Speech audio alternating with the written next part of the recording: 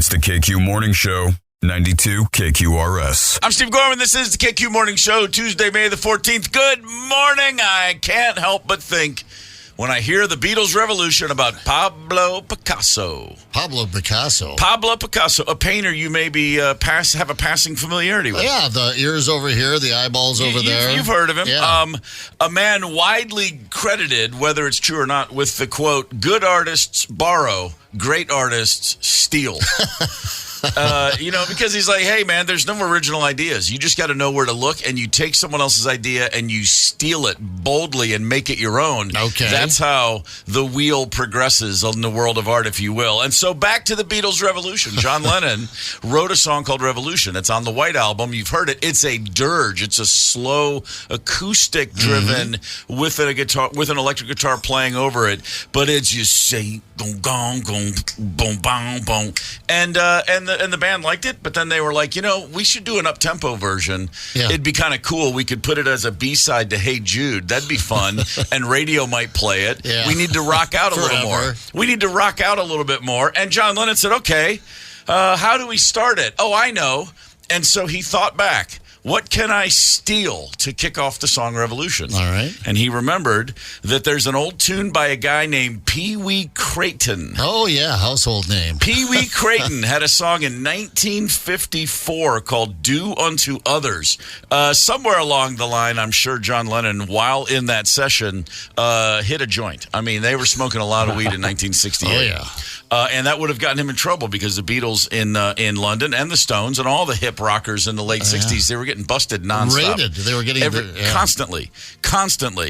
And there's a lot of Minnesotans that understand that feeling, but no longer, because the state has announced after decriminalizing the drug in 2024 and again next year in 25, Minnesota will be expunging misdemeanor cannabis records. Right now, 58,000 misdemeanor marijuana convictions have been expunged from the record books. Wow, that is a lot of them. Good. So these are, the misdemeanors, not felonies. The felonies they'll do on a case-by-case basis. But I was a little surprised watching the news story.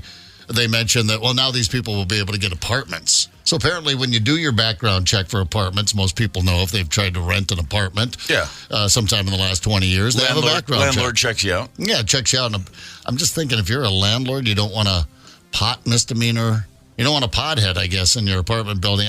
I doubt it's... Maybe you're not a fan of the smoke, but you got to think, maybe you can't get into one of those nice ones. You can't do a background check for how drunk do they get. So but I'd rather have a stoner than a boozer as a tenant. Because, and once they expunge the public nudity charges, Tony Lee is a free man. I'm waiting for that day. Yeah. That's going to be a great day for all of us. Smoke weed every day.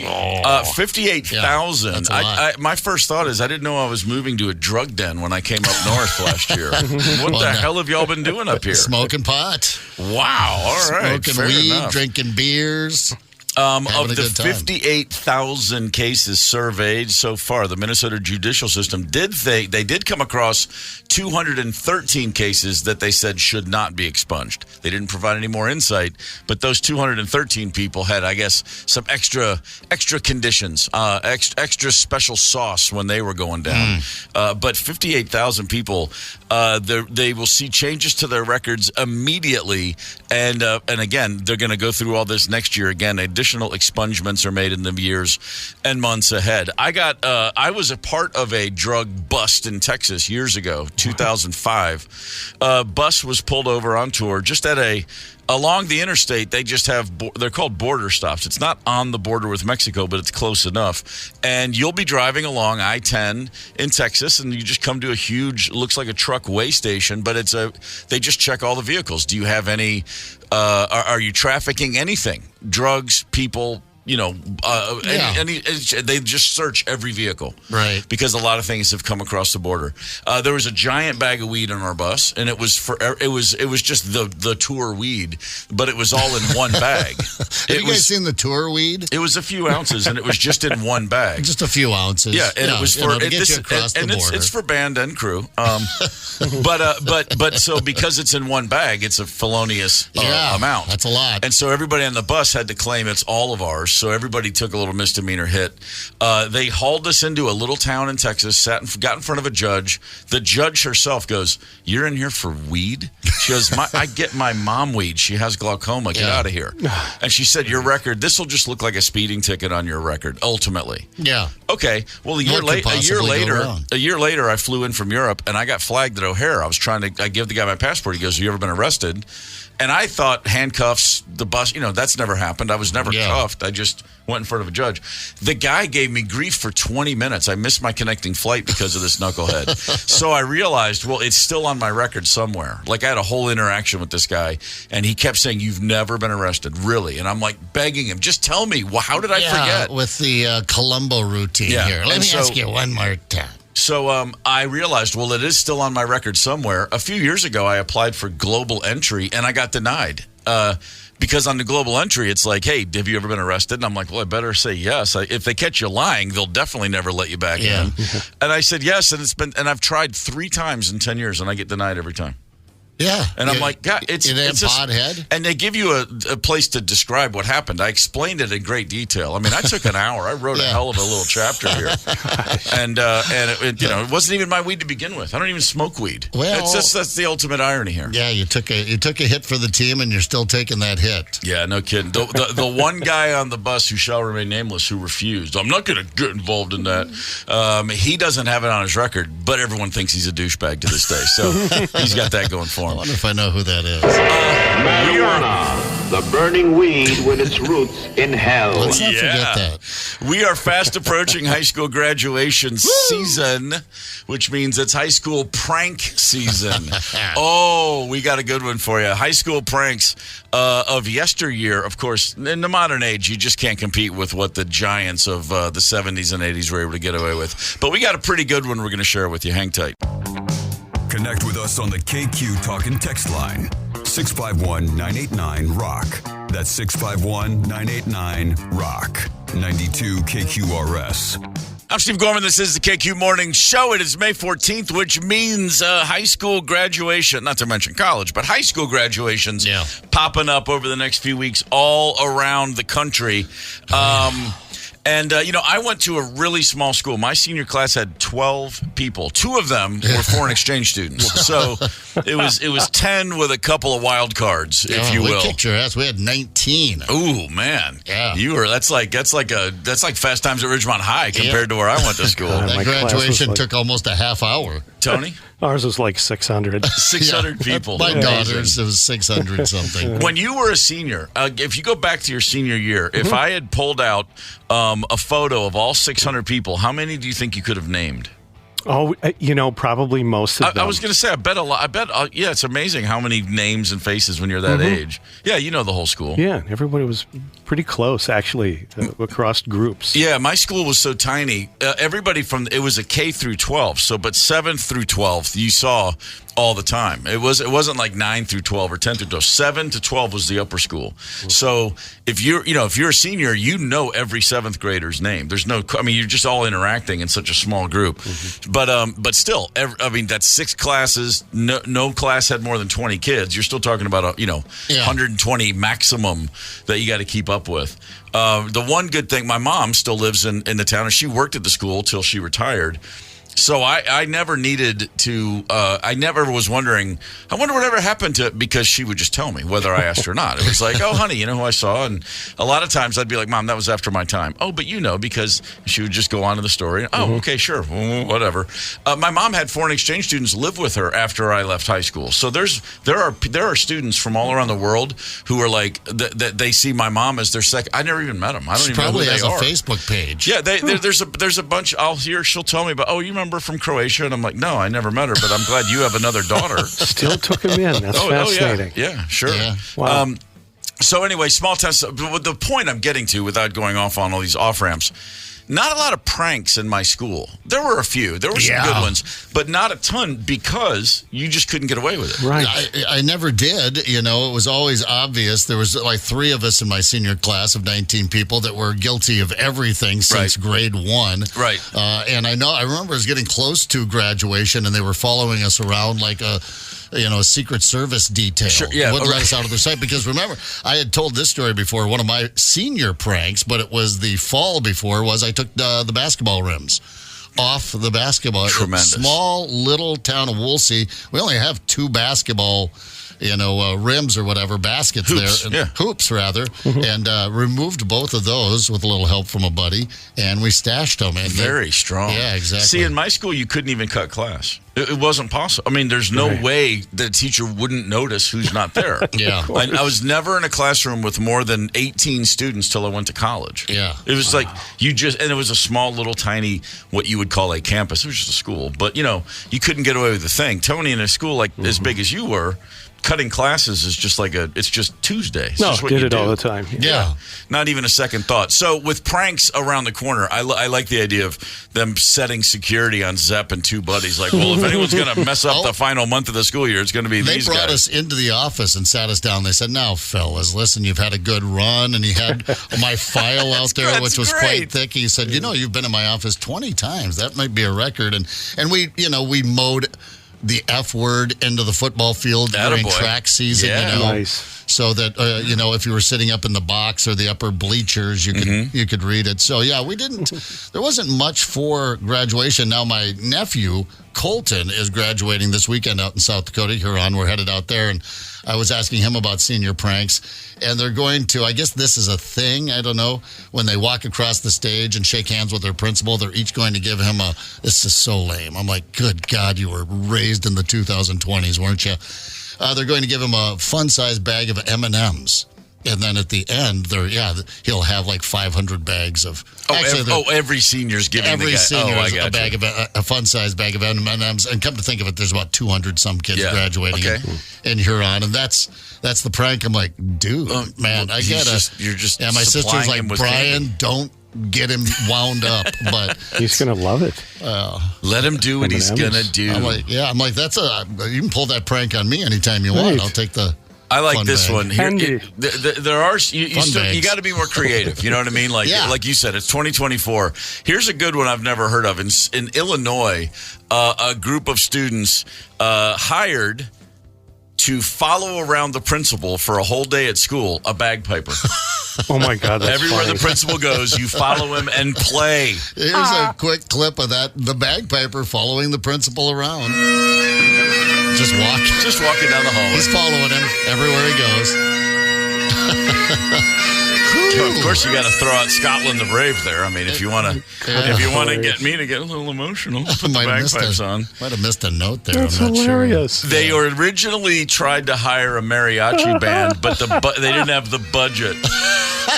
I love that. Sure. That's the great. thing with the bagpipe. It's all band in one bag. I just love the principal coming out of his office after the first morning bell, and there's a guy waiting for him, and he just starts following him everywhere he goes. That's good stuff. Now, the senior prank, my favorite prank ever, and this is not the only time this has happened, but the variation I know is, I'm sad to say it wasn't me, but a buddy of mine and some friends at another school, they got into the school overnight and they let loose 3 goats in a school. Live goats. And they spray painted on the side of the goats 1, 2, and 4. Oh, that's awesome. And so when the school opened up, like the first person in is like, there's goats in the school. And they canceled school for the day. They told students, don't come. And they spent the whole day looking for number 3. Of course. Which, of course, there wasn't one. That is my all-time, of personal, I know the people responsible. Always loved that prank so much. You could do a lot more back in the day. I'm just saying. Yeah. In the pre-cell phone era, there was no such thing as political correctness era, in the good old 70s and 80s, baby. Yeah. The prank scene was lit, as they say. So if you got a good one, if you can look back and say, oh, we can top that, we'd love to hear from you. KQ Talk and Text line 651-989-ROCK. Let's have some senior pranks while we're here. But first, we're going to have a Mike Evans Hollywood Report and a sports and music history lesson. So hang tight.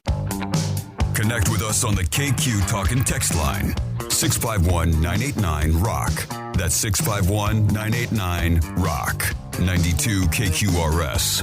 I'm Steve Gorman. This is the KQ Morning Show for Tuesday, May the 14th. Tuesday. It's time for the Mike Evans Hollywood Report. Hey, good morning, guys. Welcome to Tuesday. Let's get to the big news. It's Tuesday.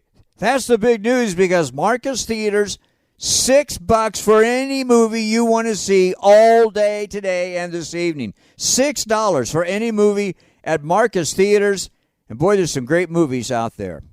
Well, by now, I'm sure you have heard, probably even talked about yesterday, the nicest guy in Hollywood, Steve Buscemi, being punched in the face while walking in Midtown New York. So I'm going to do something a little different. Don't do this very often. A rare profile, and the profile is on Steve Buscemi. He was born in New York City, lived the last 30 years in Brooklyn. Steve was stabbed multiple times and hospitalized back in 2001. Now, this happened in North Carolina while shooting the movie Domestic Disturbance. And how this happened, Steve jumped into a bar fight, tried to stop a bar fight between Vince Vaughn and Scott Rosenberg. He jumped in when two local men jumped into the fray. I mean, Steve is just a great guy. He was a New York firefighter from 1980 through 1984 at Engine 55 near the World Trade Center. Went back into service as a volunteer for a couple of weeks after 9/11. Steve married Joe Andreas and had one child with Joe.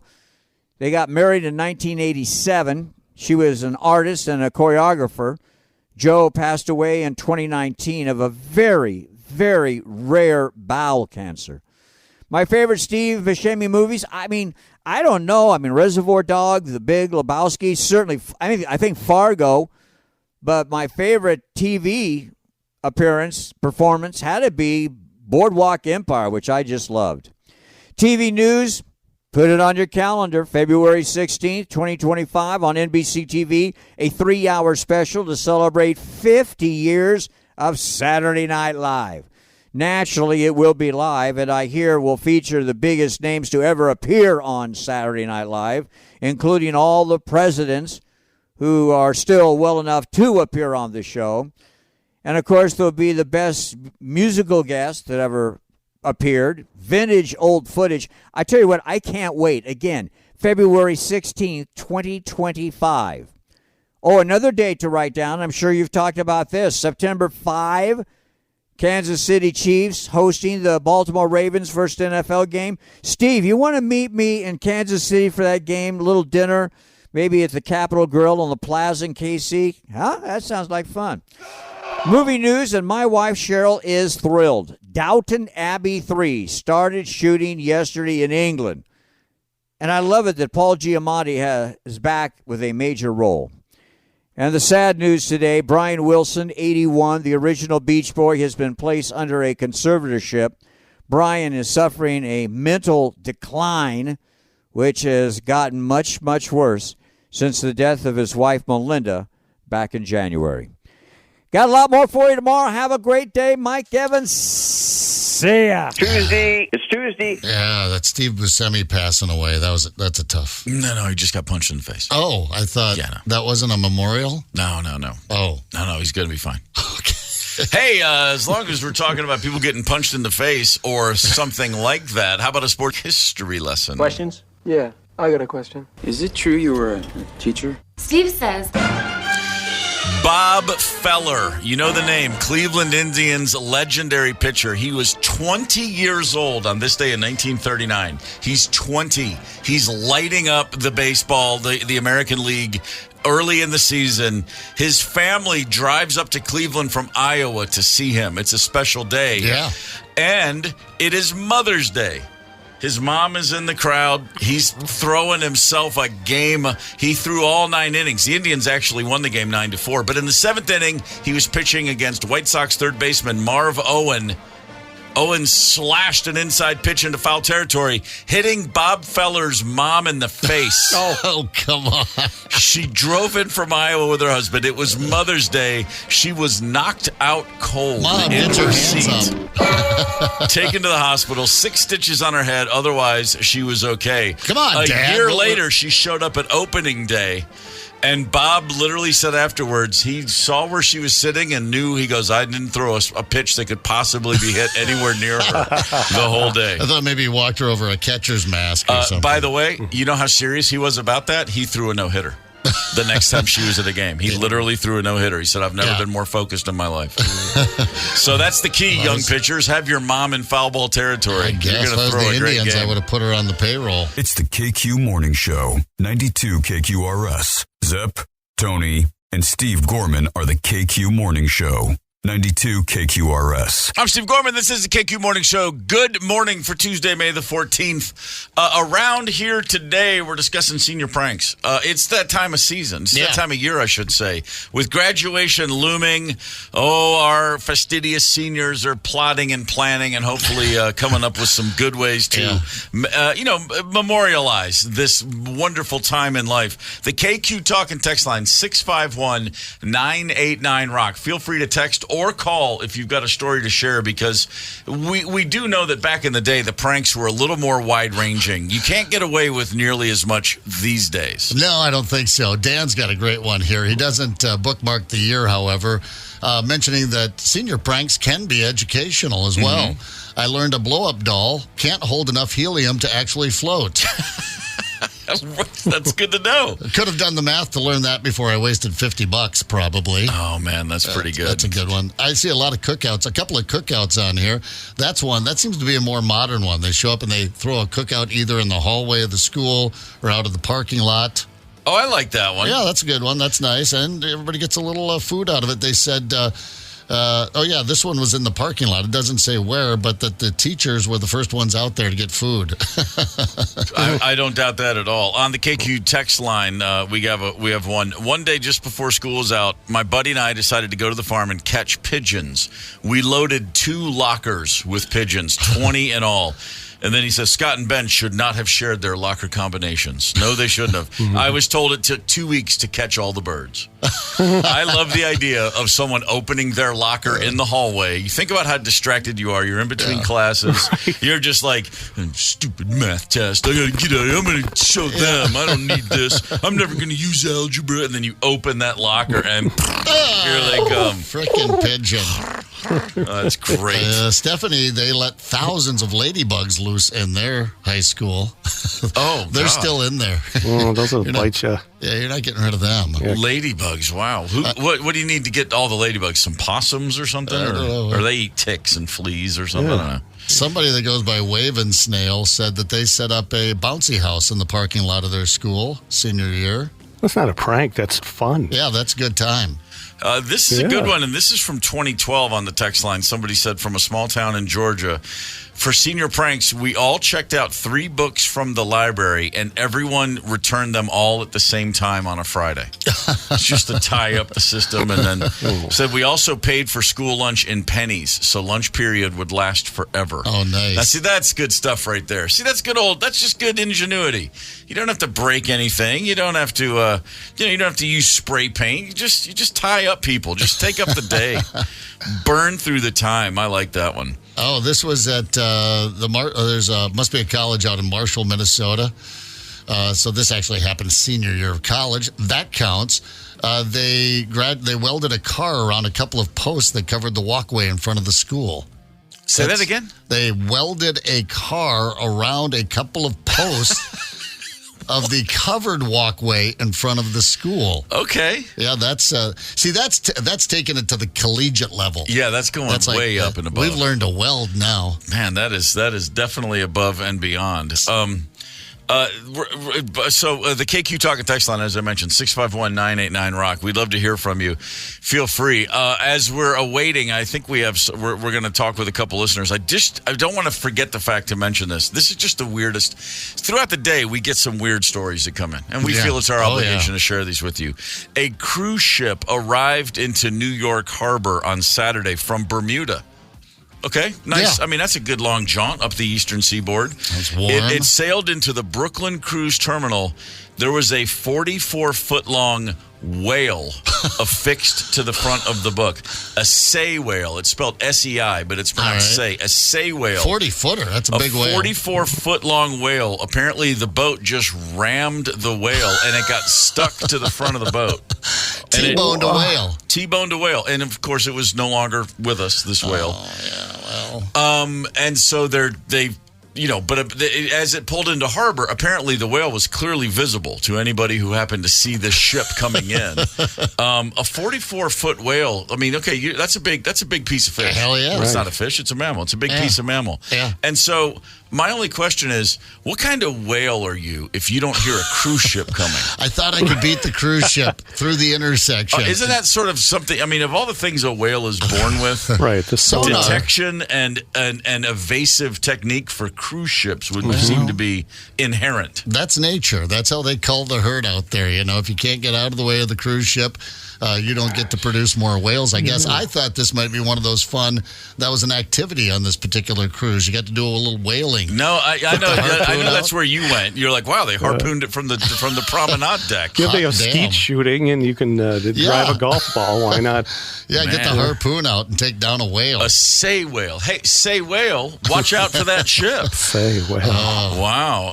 651-989-ROCK. Tony, do we have a caller? We do. Dave from Andover has a fine tale to tell. Dave, good morning, sir. Yeah, hey, I'm a long-time listener. I can't remember if I talked to you since you've been on here yet or not, but I've been listening to KQ since before Tom Bernard. Wow. What was her name? Sally, Anyway. Abigail, Yeah. Kate. No. Okay, sorry. Beatrice. Anyway, way back. What do you got for us? When it was still AM and FM. Wow, nice. Thank you, So, Dave. this was grade school. I went to Catholic schools. Okay. And a couple of characters at the end of 8th grade went down to the gymnasium, and they each took fire extinguishers and just doused the gymnasium. Oh, well, that's Like a winter, well, they flocked it like a Christmas tree. I don't know. I didn't see it, but everybody sure heard about it. but they did. What if there had been a fire in the school that day? They're like, oh, the extinguishers are empty. Dave. Anyway, I wasn't trying to be accusatory there. I wasn't trying to hurt your buzz. We're not accusing you, I'm just Dave. imagining that would be the day that a fire would He start. just fainted. That seems like that would be imagining the that case. happening. Dave, thank you for listening all those years, brother. We appreciate it. Yeah, lifer. Man, that's strong. I said earlier, like, I went to such a small school, there just wasn't room for pranks. Yeah. There were a few. I mean, there was just standard stuff, like pranks on each other. Like, of course you mess with each other's kids. The Ben Gay and a kid's jockstrap, which it sounds like something from a bad 80s movie, but was a very real thing we did. Yeah, that backfired on us. We did that to Barry Cook, and he was like, I like it. Feels nice. No way. Yeah, he was like, that's good. I like it. I'm like, I don't know if you're just trying to be tough or not, but you're a weirdo. I think he's one of those kind of guys that probably like getting punched in the nuts before sex. There's nothing I can imagine less interesting or alluring than that idea. It was Kramer. That's what we got in those big jars, at the school for sports. We had Kramer. That was our Ben Gay. Maybe it just wasn't potent enough. Maybe it was some cheap knockoff. On the KQ Facebook page, John wrote, putting itching powder in a guy's jockstrap and then telling him the girl he went out with over the weekend had VD. Oh, poor Debbie. I for years, I've just, as a conversation starter, icebreaker, I say, what does it mean when it burns really bad when I pee? What's going on here? Just to watch people's faces light up. Do we have another caller, Tony? Yeah, Steve from the Vets Home wants to talk TP. Steve, good morning. Good morning. What do you got for us, brother? From the Vets Home. All right. Okay, a bunch of us guys went out and we gathered like 100 rolls of toilet paper. Yeah. And one of the guys' girlfriends, we went and toilet paper their whole house and their tree. As you do. And it made it to the paper the next day, the Post Bulletin, and they saved that toilet paper and they took it to their cabin to use in the outhouse. Wow. Recycle. That story went in several directions I wasn't expecting. God, I mean, yeah, I'm just picturing an outhouse size. And it was his girlfriend. Yeah, sure. Steve, thank you for the call. I love the idea. Just imagine being the kid. You look out, someone's rolled your house, your trees, and your dad's the one who goes, go get all that toilet paper. We're going to use it. You'd be like, oh, for God's sakes, no way. Better than the pine cones we've been using. Yeah, no kidding. A couple of my buddies, they thought it was funny, but they covered my family's house, their front yard, with hay. Hey, So I'm out there with a pitchfork trying to clean it up. starting to gather deer Yeah, in thanks, the front buddies. yard. Yeah, there's always, my dad would have been that guy. There was a dump truck with rock. They were salting the roads once during a snowstorm. Yeah. And a dump truck came through the neighborhood with a bunch of salt, and he couldn't get up the hill. So he just backed down into this three-way stop in front of our house and dropped half his load in a mountain. And we're all like, that's cool. And then obviously you hear the words, let's go, boys. And we had to wheelbarrow and shovels and get the gloves, and we went and got all the rock salt. It's like, why has that got to be my dad? Leave it be, man. Leave it be. That's just practical thinking right there. That's a lot of margaritas. Vicky here says my friend's brother drove a dirt bike through school. That's badass. I like that Dirt one. bike through school is pretty good. Yeah, Brett, principal's car up on the roof. I mean, what is that? How? You got to disassemble it and get it up there? Well, principals, they don't make that much money. Man, Probably that's driving a crane? something small. Yeah, that's really strong. Dart or something. But yeah, get the principal's car up on the roof. We've heard before of cows up on the roof at schools. That's a good one. They can apparently They'll go up, but cows can go up, but they can't come down steps. Yeah, so you just walk them all the way up. Yeah, and then you got to push them off the roof. No, it's probably a different way to get those. If they did it in South Dakota, no, I don't know what they do. Airlift them off there. How in the world did you get the principal's car on the roof? I need some That's details a good on one. that. That's a good really one. I've good heard of them getting into like the gymnasium, but I suppose a lot of schools have those big double wide doors. Maybe I don't know. We didn't get any details on that one. The KQ Talk and text line is just lit up with suggestions for the younger listeners. I mean, here's the one you just mentioned. 79, the FAA kids in the football team disassembled the teacher's VW Beetle, moved it to the second floor, and reassembled it. See, that's when shop class really comes in handy, when you teach a bunch of kids how to disassemble an automobile. It's absolutely fantastic. We have another caller, Tony. Sure, Pete from LeSueur, land of the Jolly Green Giant. Pete, good morning, Pete. Good morning. It's peach, like a fruit. Peach. I apologize. What do you got for us, brother?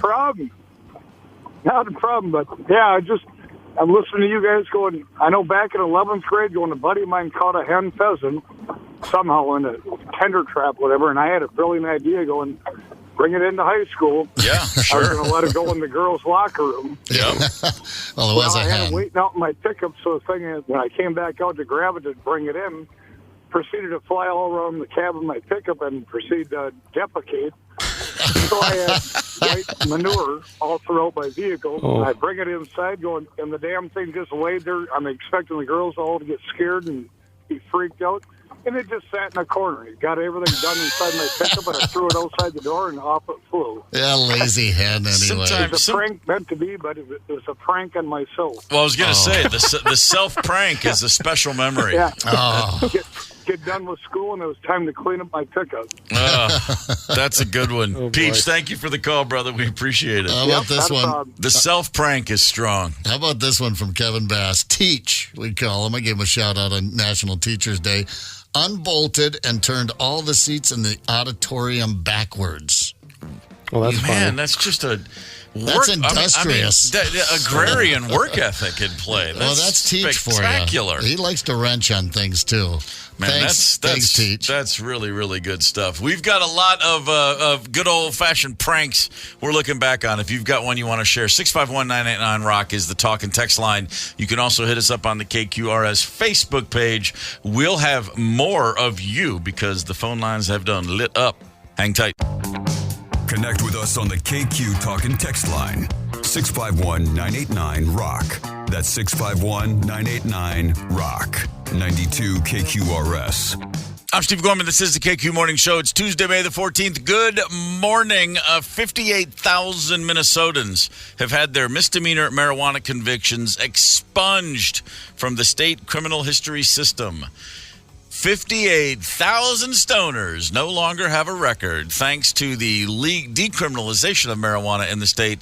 And now the state is going to say they're going through the arduous part of going, all those people we busted, you're cool. Yeah. Go on with it. You're good. As you were. 58,000 and a whole bunch more. They're going to continue to do this, and they're saying through 2025. So if you've got a misdemeanor weed bust on your record, if it's not already gone today, it will be probably soon enough. Yeah. That's good news. Sure, I guess. I mean, I don't know what that was. They say that potentially people may not have been able to get apartments or something like that. Yeah, they do the old background check. And, it's on your permanent record. Awry. Yeah, no one wants a pothead hanging out in their apartment building. By the way, pot's legal now, so go ahead and smoke it.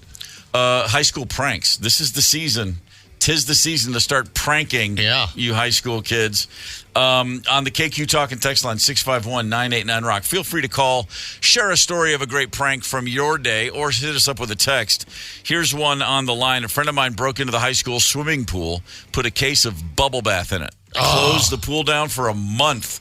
They couldn't get rid of all the bubbles. Mr. Bubble. What's wrong with the bubbles? Why do you got to close it down? It's bubble bath. I tell you what's wrong. I overdid it on Mr. Bubble. This is a true story. Many, many years ago, moved into a house with a guy, and there was one of those old giant clawfoot tubs. And giant meaning big enough for me to fully stretch out in this thing, which it was like, man, this thing is awesome. So suddenly I found myself taking baths. And then one day I was at the store and I saw a box of Mr. Bubble. And I was like, I haven't had that since I was a kid. And so I started taking regular bubble baths. Do you know what can happen with too much Mr. Bubble? It give you a urinary tract infection. Seriously? Really? Yeah, look it up. It's true, and that's what I got. And then I said earlier, it used to be a joke, like, why does it burn when I pee? And then suddenly I'm like, oh my God, I must have something. And I mentioned it at work, and one of the girls there goes, oh, what, Mr. Bubble? Yeah, no, don't use that. It'll give you. And I go, she goes, well, you can use it, but just don't use it every day. And I was like, I've taken like 10 straight days of bubble bath. And if you find yourself with one. See, they don't mention in the ad. They don't say urinary tract. I didn't hear the words UTC. Who is the evil witch that's pitching bubble bath? In Hubert's tub? Oh, you're a nuisance. Now, Hubert, I expect to find you in that tub with Mr. Bubble. What satanic ritual did you find? Burn her. It's an old retro Mr. Bubble commercial. The bathtub bopper. The man in the background. The last thing that makes me want to do is take a bubble bath. I want to burn her at the stake. Man. Cranberry juice, in case you're wondering. Just drink a bunch of cranberry juice. UTI for being too clean. Yeah, that's what it was. Here I was thinking I was living the good life. No, it was not to be. Mr. Bubble got in there. Oh, this is a good one, too, on the talk and text line.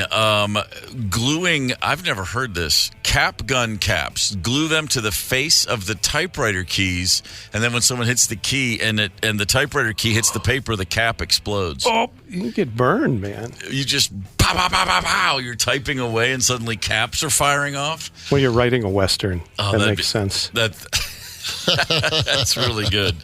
That would be great. I want to go find an old typewriter and find some caps and see if that actually works. I've never heard of that one before. I love that scent. Burnt caps. Yeah, no kidding. I do have some hearing issues, especially in my left ear. It's a little dodgy, and everyone always goes, "Oh yeah, it's because you were in a loud rock band." It started when I was 10, and I took an entire roll of caps and smashed it with a hammer. I used to do that with a baseball bat. That's how that happened? My ear rang for like 6 days, and Really? I finally was like, Mom, I think I messed my ear off. Yeah, oops. Well, you put a little bubble bath in there, you'll be good as new. One of those things. Flush that ear out with some bubble bath. Here we have Jane on the KQ Facebook post talking high school pranks. My husband's all-boys school filled a bunch of inflatable women dolls with helium. These floated. They must have gotten a lighter doll. We heard earlier that helium would not float an inflatable doll, but these indeed did float throughout the gymnasium. But if you thought the faculty was surprised, you should have seen the look on the dolls' faces. No. This is a pretty good one. This isn't necessarily a high school prank, but it's high school age. Back in the mid-'60s in a small town, we had one police officer and a trailer for the jail. The officer went out drinking with his buddies. He passed out in the trailer. We hooked the trailer up and towed it out of town and left it in the woods. Yeah, the cop was pretty surprised in the morning when he woke up. That's pretty good. Here's one on the Facebook page. I went to local Catholic high school 1 year before going co-ed. I was a junior. 2 gals from another school streaked the hallways all the way down the school. Apparently, the third girl dropped them off on one end, drove her car to the other end to pick them up. They were wearing cowboy boots and bandanas on their faces, cowboy hats and cap gun belts, and ran through the hallways blowing caps off. That's the kind of thing I used to just sit around and daydream about. I'm going to be daydreaming about it the rest of the morning. I wish 2 hot senior girls would run down the hall naked shooting off cap guns. That's a literal thought I probably had many times in high school. Yeah, right. I'll pick them up in my car. Tony, you're a streaking veteran. Ever involve cowboy gear in a streaking episode? No. I mean, that was the whole key is you want to take off everything. Yeah, it's not streaking. Otherwise, they're just a couple of strippers. Yeah. Yeah, well. Can you imagine all boys Catholic school and 2 girls come running down the hallway doing that? I did do one time a bandana. Does that count? No, we'll give you props for it. It's a full streak if you're just going bandana. That's pretty strong. Yeah. All right. Jeremiah is ready, by the way.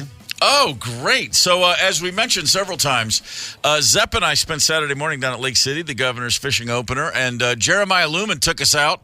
And Jeremiah has just called in to say, hey, good morning, brother. How are you?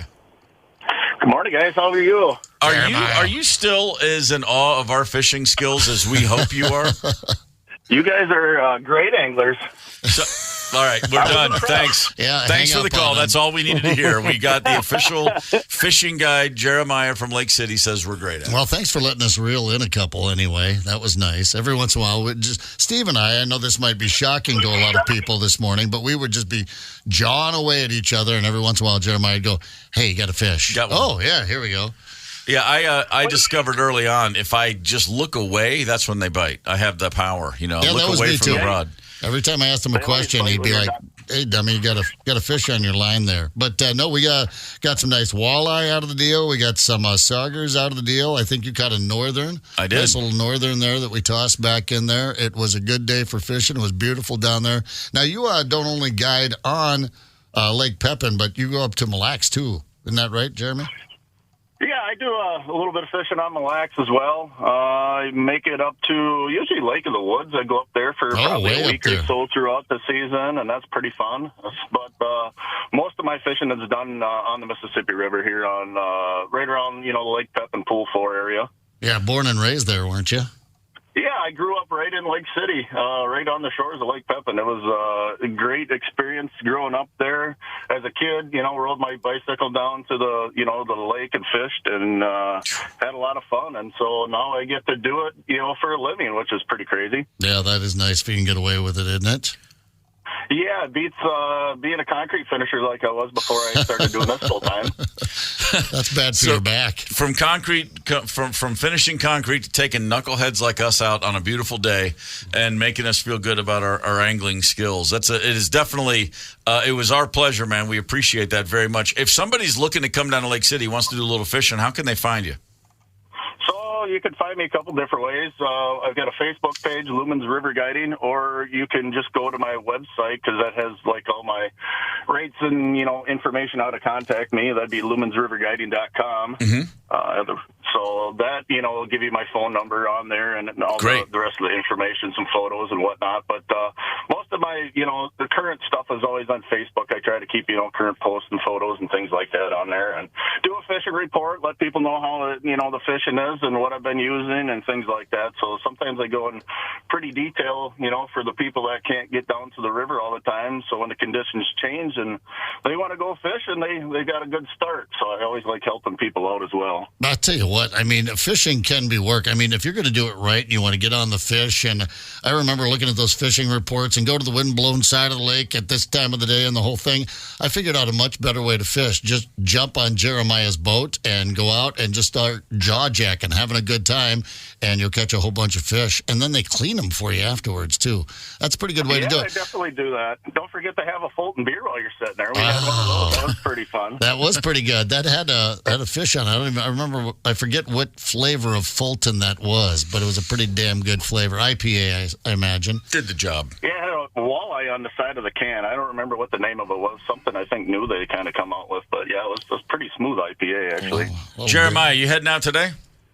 Yeah, I'm sitting in the parking lot here, and I'll be taking a group out here shortly. So we're going to get out there and get after it. I was out there yesterday. We got into some pretty nice fish yesterday, and the weather looks, awesome. So we're going to keep going. And if people want to get out, they're more than welcome to give me a call. I'd be happy to show them a good time. Yeah. All right. Jeremiah Lumen, thank you, brother. We had a great time Saturday. Thanks for calling in. Anybody heading to Lake City, that's your guy. I'll get your Facebook over to my Facebook. People want to try and track you down. Yeah, sounds good. Like I told you guys before, if you want to hop in on the boat for a morning again sometime, you're more than welcome. Just let me know. That's the way to fish for me, anyway. A guy that gets out a few times a summer, that's the way to do it. Now, one more quick question here. This is the early season here. Do they bite better? I'm told by the time it gets hotter in hell in July and August, they tend to bite a little less. Yeah, so, like this year I got started in February. Our weather was awesome. Our Mississippi River doesn't have any closure on game fish. Yeah. So once it was 40-some degrees or 50 degrees in February, I got the boat back out because the river was open. And so it's been good up until this point, and it'll stay good until probably August. And then our walleye fishing will start to slow down just like all the other lakes in Minnesota. You get the dog days. But then usually what I do is I start chasing the bluegills and the perch and the crappies around because we got a tremendous pan fishery. But by September it comes around, then you get some good mixed bag trips, so the walleyes start biting again, and then you can maybe do part of the day walleye fishing, and then you could go do some bluegill or perch or crappie fishing to finish out your day too. So that's always a good option. Outstanding. Lots of fun stuff to do. Thank you, my man. We appreciate it. We'll be seeing you again this summer. Sounds good. Have a great day, guys. Thanks. All right. See you, Jeremiah. We appreciate it. Let him get to work out there. But, Pepin is, I think it might be the biggest lake body. Now, of course, it is part of the river. They just call it Lake Pepin because it's so dang wide there. Yeah. But I think that might be the largest body on the entire Mississippi. And it's just something else. I mean, Lake City. So gorgeous. I mean, just absolutely ridiculous. And you don't have, it's not like, like your Mille Lacs and a lot of these other places, Gull. You've got a lot of resorts on these lakes. I was surprised to find out Lake City doesn't have any resorts down there. They have these fishing guides like Jeremiah Lumen that go out and do it. So it's not as overrun. It's a bit more of a, more of a casual fishing vibe down there. Yeah, it's really, really nice. Here's a bizarre story from Miami Beach. I'm going to read you a quote first from the Miami Beach Police Chief, Wayne Jones. All right. And then I'll tell you what the hell he's talking about. I wanted to get your thoughts on this. Here's a quote from the Police Chief of Miami Beach. This is top of the line. This is the best you can get as far as it relates to vehicles. The police department is the best there in the country. Recruiting police officers in this country today is a difficult thing to do. Using this car to help us do recruitment is going to be great. So what he's referring to is they've got a brand new police squad car in Miami Beach, and they are using it as a way to recruit new people to becoming a police officer. Okay. It is, when I heard this, my first thought was, it's probably some sort of militarized. Yeah, It's a tank. Badass. It's some badass Humvee-looking thing. Yeah. It's a squad car Rolls Royce. A Like Rolls a Royce police car. Like a luxury Rolls Royce. Like a luxury Rolls Royce police car. What in the hell? What kind of sense does that make? If you Google price of a new Rolls Royce, like the lowest you come across is like $350K. Okay? So you're paying your cops squat, I'm guessing, because there's 371 officers in the Miami Beach Police Department. I just looked it up. How pissed off Don't give would them you each $1,000. Get a Rolls Royce and let one guy drive it at a time. Could you give us a better pension? A few more benefits, maybe some more paid time off? No, you give me a god dang Rolls Royce to drive around in all day. Then I get home and I got to jump in my old, the old sedan, the old Toyota Camry. I want to see the profile of the person who's like, I'm on the fence about whether I want to become a police officer or not. I want to serve my community. I want to do this, blah, blah, blah. Oh, wait, they have a Rolls Royce? Okay, I'm in. I don't think you're going to end up with more drug dealers that want to be cops just so they can drive around in a Rolls Royce, so they can roll in a Royce. You're going to have to wear an ascot. I mean, could you... Get a Lambo or something hot. That's what I'm saying. You know what else? I don't want to freaking get pulled over by a Rolls Royce. If you're pulling me over, I don't want to look back there and go, oh, look, the Rolls Royce pulled me over. You freaking... Yeah, you pull up next to him, ask him if he's got any Grey Poupon. That's exactly what it is. They're going to get that. I almost would want to get pulled over. Yeah, officer, do you have any Grey Poupon? Man. Yeah, to your point, Zepp, we could we could pay our police officers a lot more. You know what I mean? We really make sure that they have a beyond what's just a living wage. They're police officers. Yeah. How about we really, really fund what they need as opposed to a Rolls Royce for recruitment? Training, they could use some training, better facilities probably. Yeah. A frickin' Rolls Royce police car. You keep thinking there. Was that Miami? Miami Beach. Specifically. Yeah. So, what is that, Crockett and Tubbs? I mean, wouldn't you, like the first day, just go out and pull a pit maneuver and just wreck the shit out of it? Yeah, you would think. Hey, speaking of, we were just talking about fishing. A couple of record-breaking shovel-nosed sturgeons were caught in Minnesota in March. The Minnesota Department of Natural Resources recognizing 2 shovel-nosed sturgeons as state records. All right. A guy in Lakeville caught a 34 1/4 inch shovel-nosed sturgeon on the Mississippi River.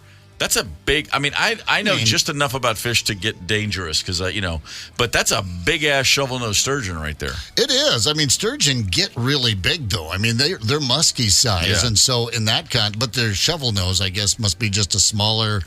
That was March 8th. The record lasted 4 days because on March 12th, a 35-inch shovel-nosed sturgeon was caught on the Minnesota River. My buddy caught a record walleye out in South Dakota way back in the day in the 1990s, and he had it for 1 day. Nice. He went back to the official weigh station there the next day to get a certificate, and they go, yeah, somebody beat it yesterday. He's like, what? He goes, I've only had it for 1 day. They go, yeah, that's the old record. We have a new record. True story. 10th grade, I hit 2 free throws with 2 seconds on the clock to give us a 1-point lead to win the game. Yeah. And the other team threw the ball in and the kid hit a half-court shot. Son it was of a like bitch. I had like in real time I had 31 seconds as the greatest hero in the history of sport. They're going to carry me off the court. Oh wait, we lost. Take that, Fordsville. What? Horrifying. Tony, do we have a caller? Bill from River Falls sets us straight on the copper Rolls Royce. Oh, okay, Bill, please give us some info here, brother. I'm not going to set you straight, but I'm guessing quite often when you see those over-the-top, like Hellcat Charger police cars and some of that stuff, they're drug seizure cars. Yeah. So they seize it from some drug lord and then end up with it as a free car, basically, because they can keep it, and then they turn it into a police car for this exact reason. All right, but how does that help recruit? Sorry on the Rolls Royce, but that's very typically why they get those high-end weird cars. Yeah. How's that recruit police officers to want to be a cop? I don't think it would. The Rolls Royce seems pretty silly. Yeah, Bill, you know what? That is a great theory. However, I'm reading this article, and it says the car was made in collaboration with Brahman Rolls-Royce Miami. They went. Ouch. It was actually not that. I wish what you suggested was the actual case. Yeah. I could live with that a little better. Give me some hope. Now it's back to your point, and it's really dumb. Because the fact that what you suggested, of course, immediately makes me think of Scarface, and that puts me in a good mood. Yeah, I'm not going to shoot you, Manolo. Shoot that piece of shit. Come on, man. We can talk. We can go Scarface all day long. Say hello to my little friend. Man, what a. If you want to go all the way to the wall, call Al Pacino. Can you imagine? Yeah, the drug cars they repossess. I don't know, whatever seized down in Miami. I bet they get some good ones down there. You got to think they do. Yeah, that'd be fantastic. Thank you for the call, brother. Yep. Have a good day. It's the KQ Morning Show, 92 KQRS. Zep, Tony, and Steve Gorman are the KQ Morning Show. 92 KQRS. I'm Steve Gorman. This is the KQ Morning Show. Good morning. It's Tuesday, May the 14th. You probably already know that. We're talking High school pranks and other things today on the show. Graduation is looming for so many of our high school seniors, and it's the pranking season, as they say. And we've already heard from a few listeners, and we've got a lot of texts and a lot of Facebook posts, a lot of great stuff out there in the world of prankdom. Is that a word? Prankdom? Oh, it is now. Why not? Absolutely. The land of pranks. So please feel free, 651-989-ROCK, to hit us up on the text line. Right now, we are not taking any phone calls because right now, it's a very special time of day. We're going to give away tickets to see Bagmen. Yes. June 14th at the Turf Club. It's a 3-piece rock and roll band. Don't take my word for it. Tony is a huge fan of Bagmen. I love you, Ferocious Trio, you. You guys are talented as hell. You guys rock and then some. Bagmen would be yours truly on the drums and, by the way, not just drums, cymbals too. What? I play cymbals with my drums. So that's just a little bit of how great I am. Do you use the sticks or do you use those like wispy things? Depends on the song, depends on what you want. Yeah, right. I like those with the. I'll bring out some brushes. Yeah, the brushes. That's it. That's what get a little train groove going for you. Cowbell, plenty of cowbell. Myself, Nick Goverick is a bassist. He's a St. Paul guy, the Govericks. So there's a bunch of Govericks all over the Twin Cities. Nice. A few of them may very well be listening right now. They'll be there. Yeah.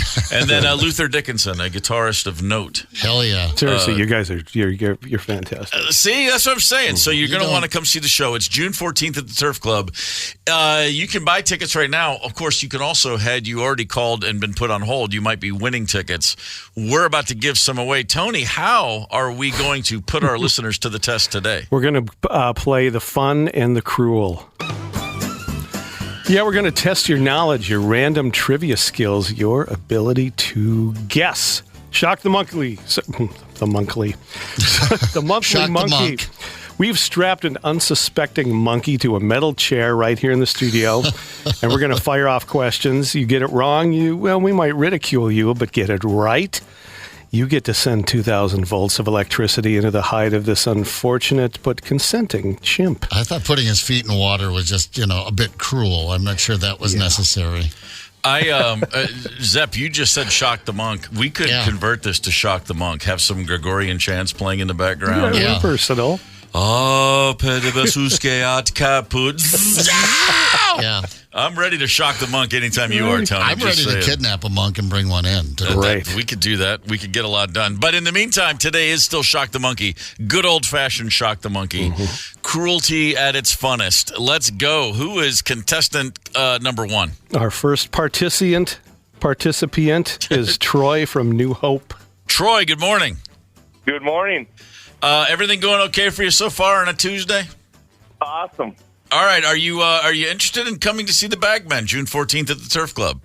I sure am. Excellent. Well, good luck to you, sir. Congratulations for being contestant number one on Shock the Monkey. Tony, take it away. All right. Your first question. In the world, there are more fake flamingos than there are real ones. True or false? More fake flamingos than real flamingos. Mm-hmm. I'm going to say true. Yes, sir. Yes, sir, Bob. Oh, that's a lot of swingers out there. Man, well done, Troy. That monkey's a little singed right now, but you gotta win 1 for 1. I love doing this.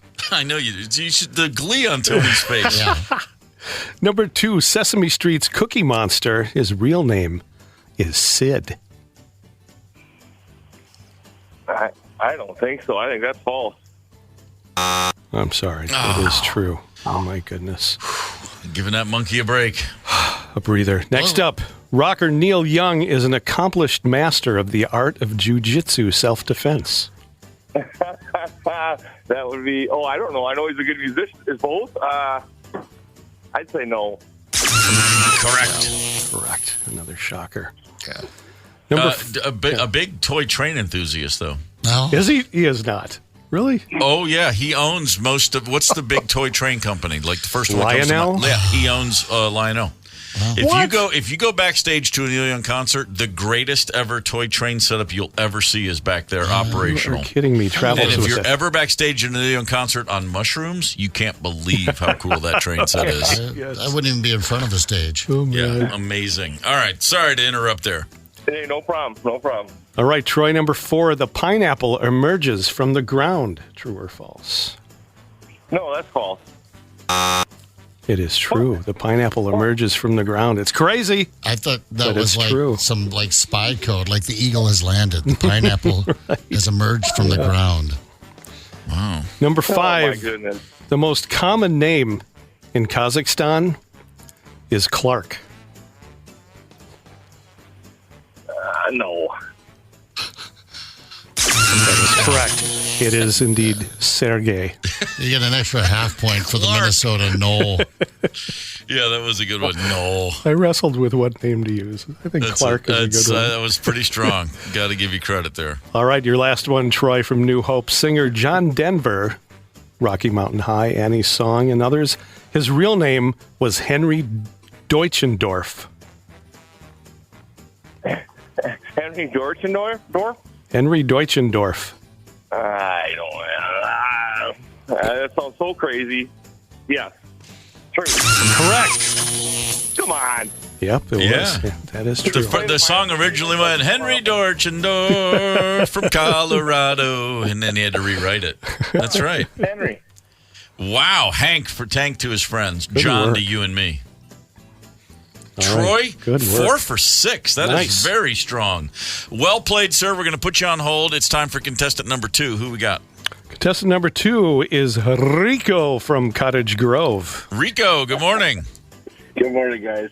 Are you ready to play Shock the Monkey? I'm not done laughing about the adult man with the train set yet, but... Oh, come on.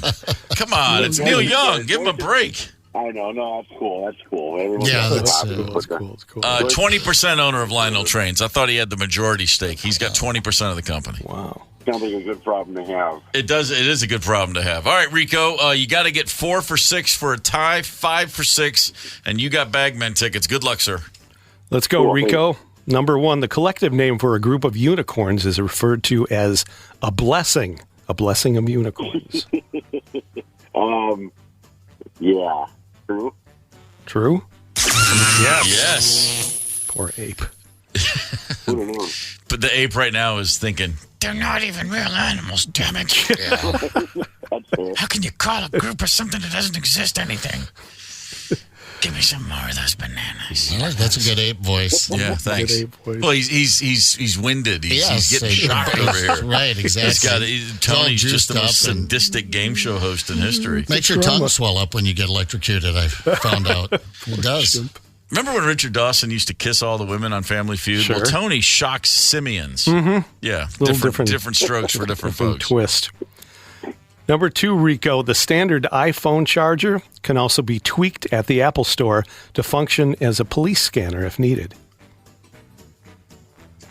Oh, man. True. It is false. That is made up. It cannot be done as far as I know. But I guarantee you there's someone out there that could get it done. Mm-hmm. Right. Just not at the Apple Store. 1 for 2. Number 3, the Spice Girls, a Gorman obsession since the 90s, are named as such because they all came from the Spice Islands of Indonesia. Yeah, I don't think so. Correct, sir. That is not true. Yes, it is false. No, it's very, very, very well played, Rico. If you want to be my lover, better get with my friends. Do you, Rico? Oh, yeah. He's laughing. He's never heard the song like he doesn't know what the hell I'm talking about. Is that a Spice Girls song? It sounded weird, like I didn't want to be your lover. Yeah. Gorman took a left turn that morning on the air. I didn't know what to do. I don't know, Rico. Steve's a looker. Your boat, man. All right. Number 4, superhero The Flash. Originally was called that not because of his incredible speed, but because he would shock people by exposing himself in public places. I knew where that was going. Not true. Correct. Shock time. No, that was Tony, not the Flash. Yes, it was. Number 5, until the 18th century, it was grown only for its beauty, never to be eaten, for it was believed to be poisonous. That plant is the tomato. True. What'd you say, sir? True. Correct. Wow. What kind of idiots were that? They thought it was a beautiful plant. Have you seen a tomato plant? Yeah. Yeah, it looks like a rash. It does. Well, some rashes can be lovely. Yes, radishes. And also, you think it's poisonous. That's why they invented children from other villages. Here, eat this. See what happens. Yeah. What the hell's wrong with these people? All right, Rico, if you get this one, you are the winner, sir. Right now, you're sitting on 4 out of 5. 4 out of 6 for the tie, 5 out of 6 for the win. Good luck. Good luck, Rico. Given the choice in trials, a dog, if it had to choose a hat to wear on its head, will always choose a cone-shaped party hat over an authentic Western cowboy hat. True or false? Did you say a dog? Yes, sir. Nope. Nope. False? I didn't hear what you said about a dog chooses a hat. Yes. Give him the clue. Given the choice in studies and trials, a dog, if it had to choose a hat to wear on its head, it will always go for and choose a cone-shaped party hat over an authentic Western cowboy hat. False. That is complete nonsense. Wow. You are correct. That is Tony Lee and Go Dog Go in his back of his head. He's just thinking about that party in the tree at the end. Do you like my party hat? No, I do not. Rico, 5 for 6. Very strong effort, my friend. That's as good as it gets on Shock the Monkey. You, my friend, have tickets to the Bagman June 14th at the Turf Club. We'll see you there. Troy, solid 4 for 6 as the runner-up. Epic Eagles, the definitive Eagles tribute band, Friday, May 31st. Gentlemen, thank you both. Have a great time at your respective gigs. Thanks, fellas. Yeah, thanks. Wow. Well done, Tony. That was a treat and a half. That was a treat and a half. I like that. I wonder what the effects of all these shocks are actually on the monkey here. Sanity. Well, hardship makes us tougher. Yeah, right. It is amazing. Like, as soon as the game ends, every time when you hand him his banana, he's fine. He's totally, sure look at him. is. He's like, yeah, great. Thanks, dude. Gets his potassium. More He's than good. worth it. More than worth it. Oh. Hey, a quick health note here. This is good news. 5 people were asked, I'm sorry, about 5 common things that they think can cause cancer, and the truth is they don't. And I read this, and I'm like, oh, thank God.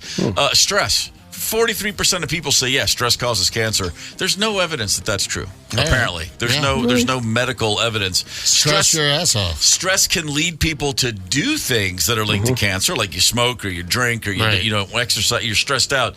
But stress itself, no direct link. Go ahead, stress out. Yeah, go feel nuts. free. Yeah. Food additives. Also, no, there's no proof that food additives cause cancer. When you see people like, you got to get rid of all these GMOs. And, I'm always the guy to side with whoever the 60 Minutes people are investigating.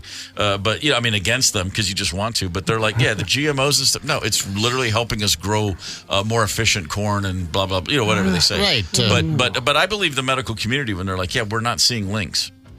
Okay. I don't think they have otherwise they'd probably outlaw it. I would think. I don't know. Maybe they're trying to kill us off more efficiently. I don't know. I don't know. I don't trust them. Yeah. Living under power lines, using mobile phones, using aerosols, and using cleaning products.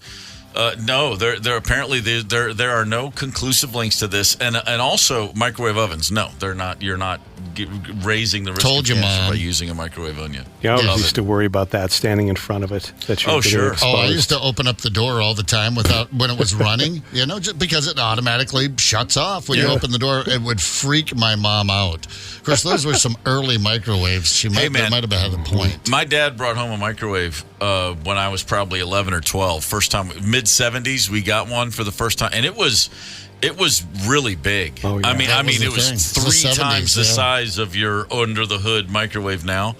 And he put that thing on the kitchen counter, and we all looked at it like, oh, my God. You know, it was like the baby Jesus. I mean, we gathered around the manger in awe, you know, like the wise men.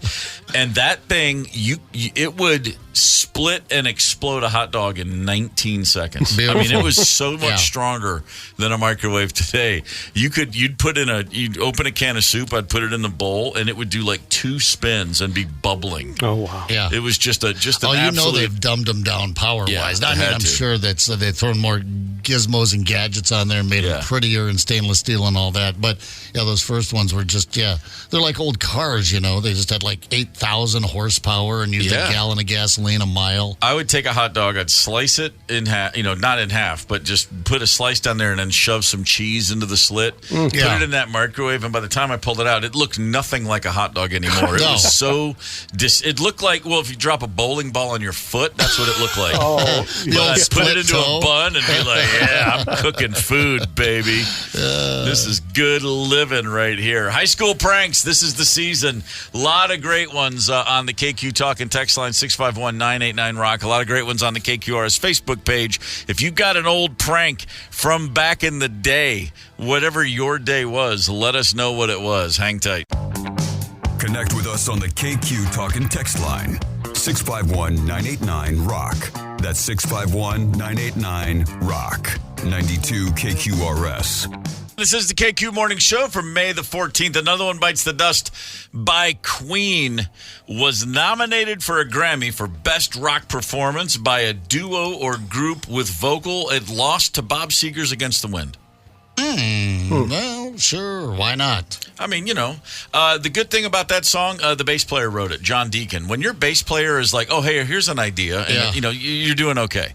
I'm saying, you know, Freddie, Brian May, they get all the attention. They're writing all the big hits. And then the bass player one day goes, I've got an idea. Check this out. And it's like Another One Bites the Dust, for God's sakes. Not bad. And by the way, he played everything on that track with the exception of the drum loop added by Roger Taylor after the fact and then some hand claps. But he literally did the whole thing himself and said, Fred, sing this, would you? And then it was done, and all of a sudden it's like, thanks, John Deacon. Who the hell are you?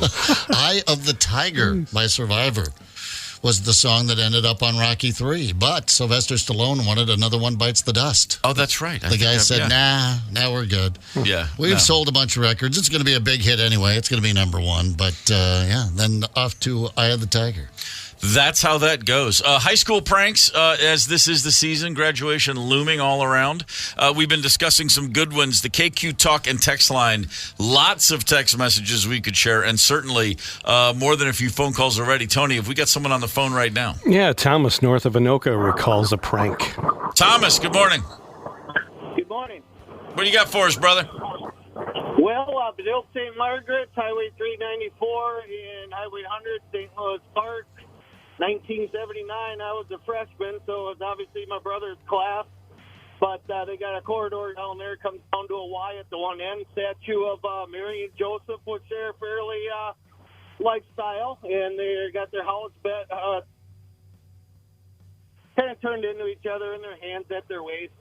We come out of class, and, you know, what's the big crowd? What's the big crowd? There's a banana in Joseph's hand. Oh, my God.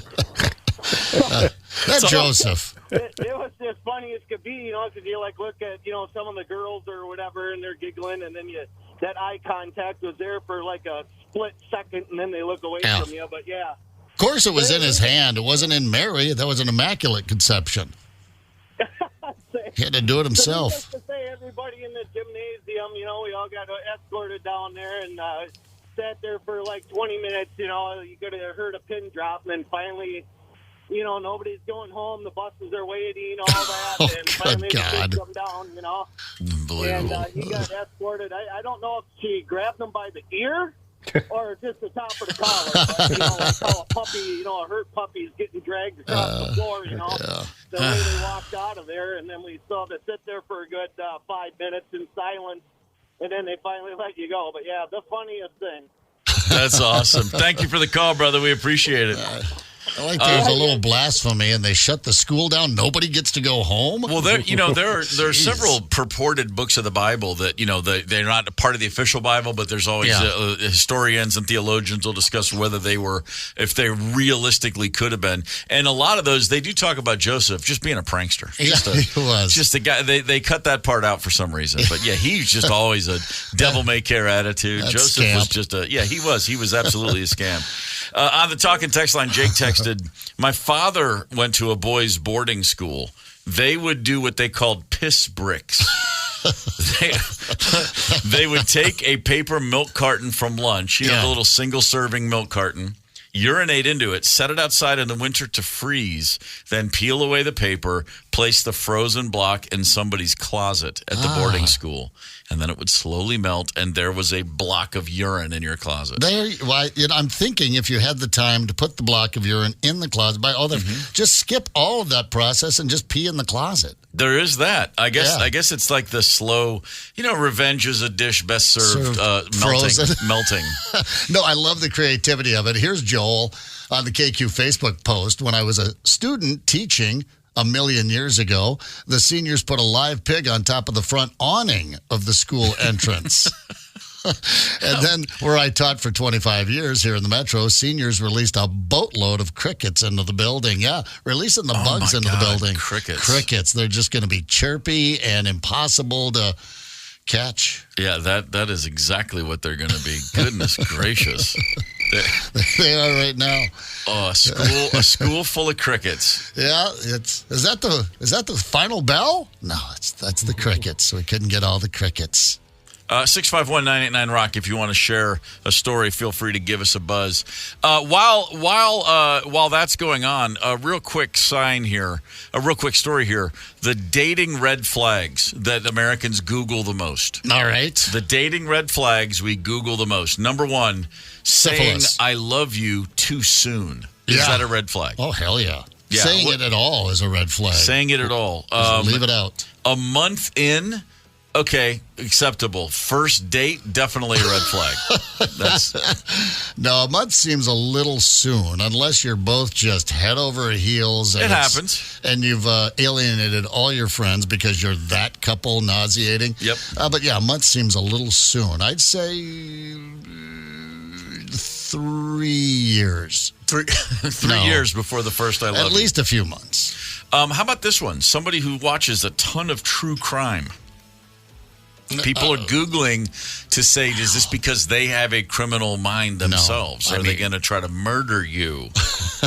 That's not it at all. Although there was a big story. It blew up recently in the world of people who obsess about these things.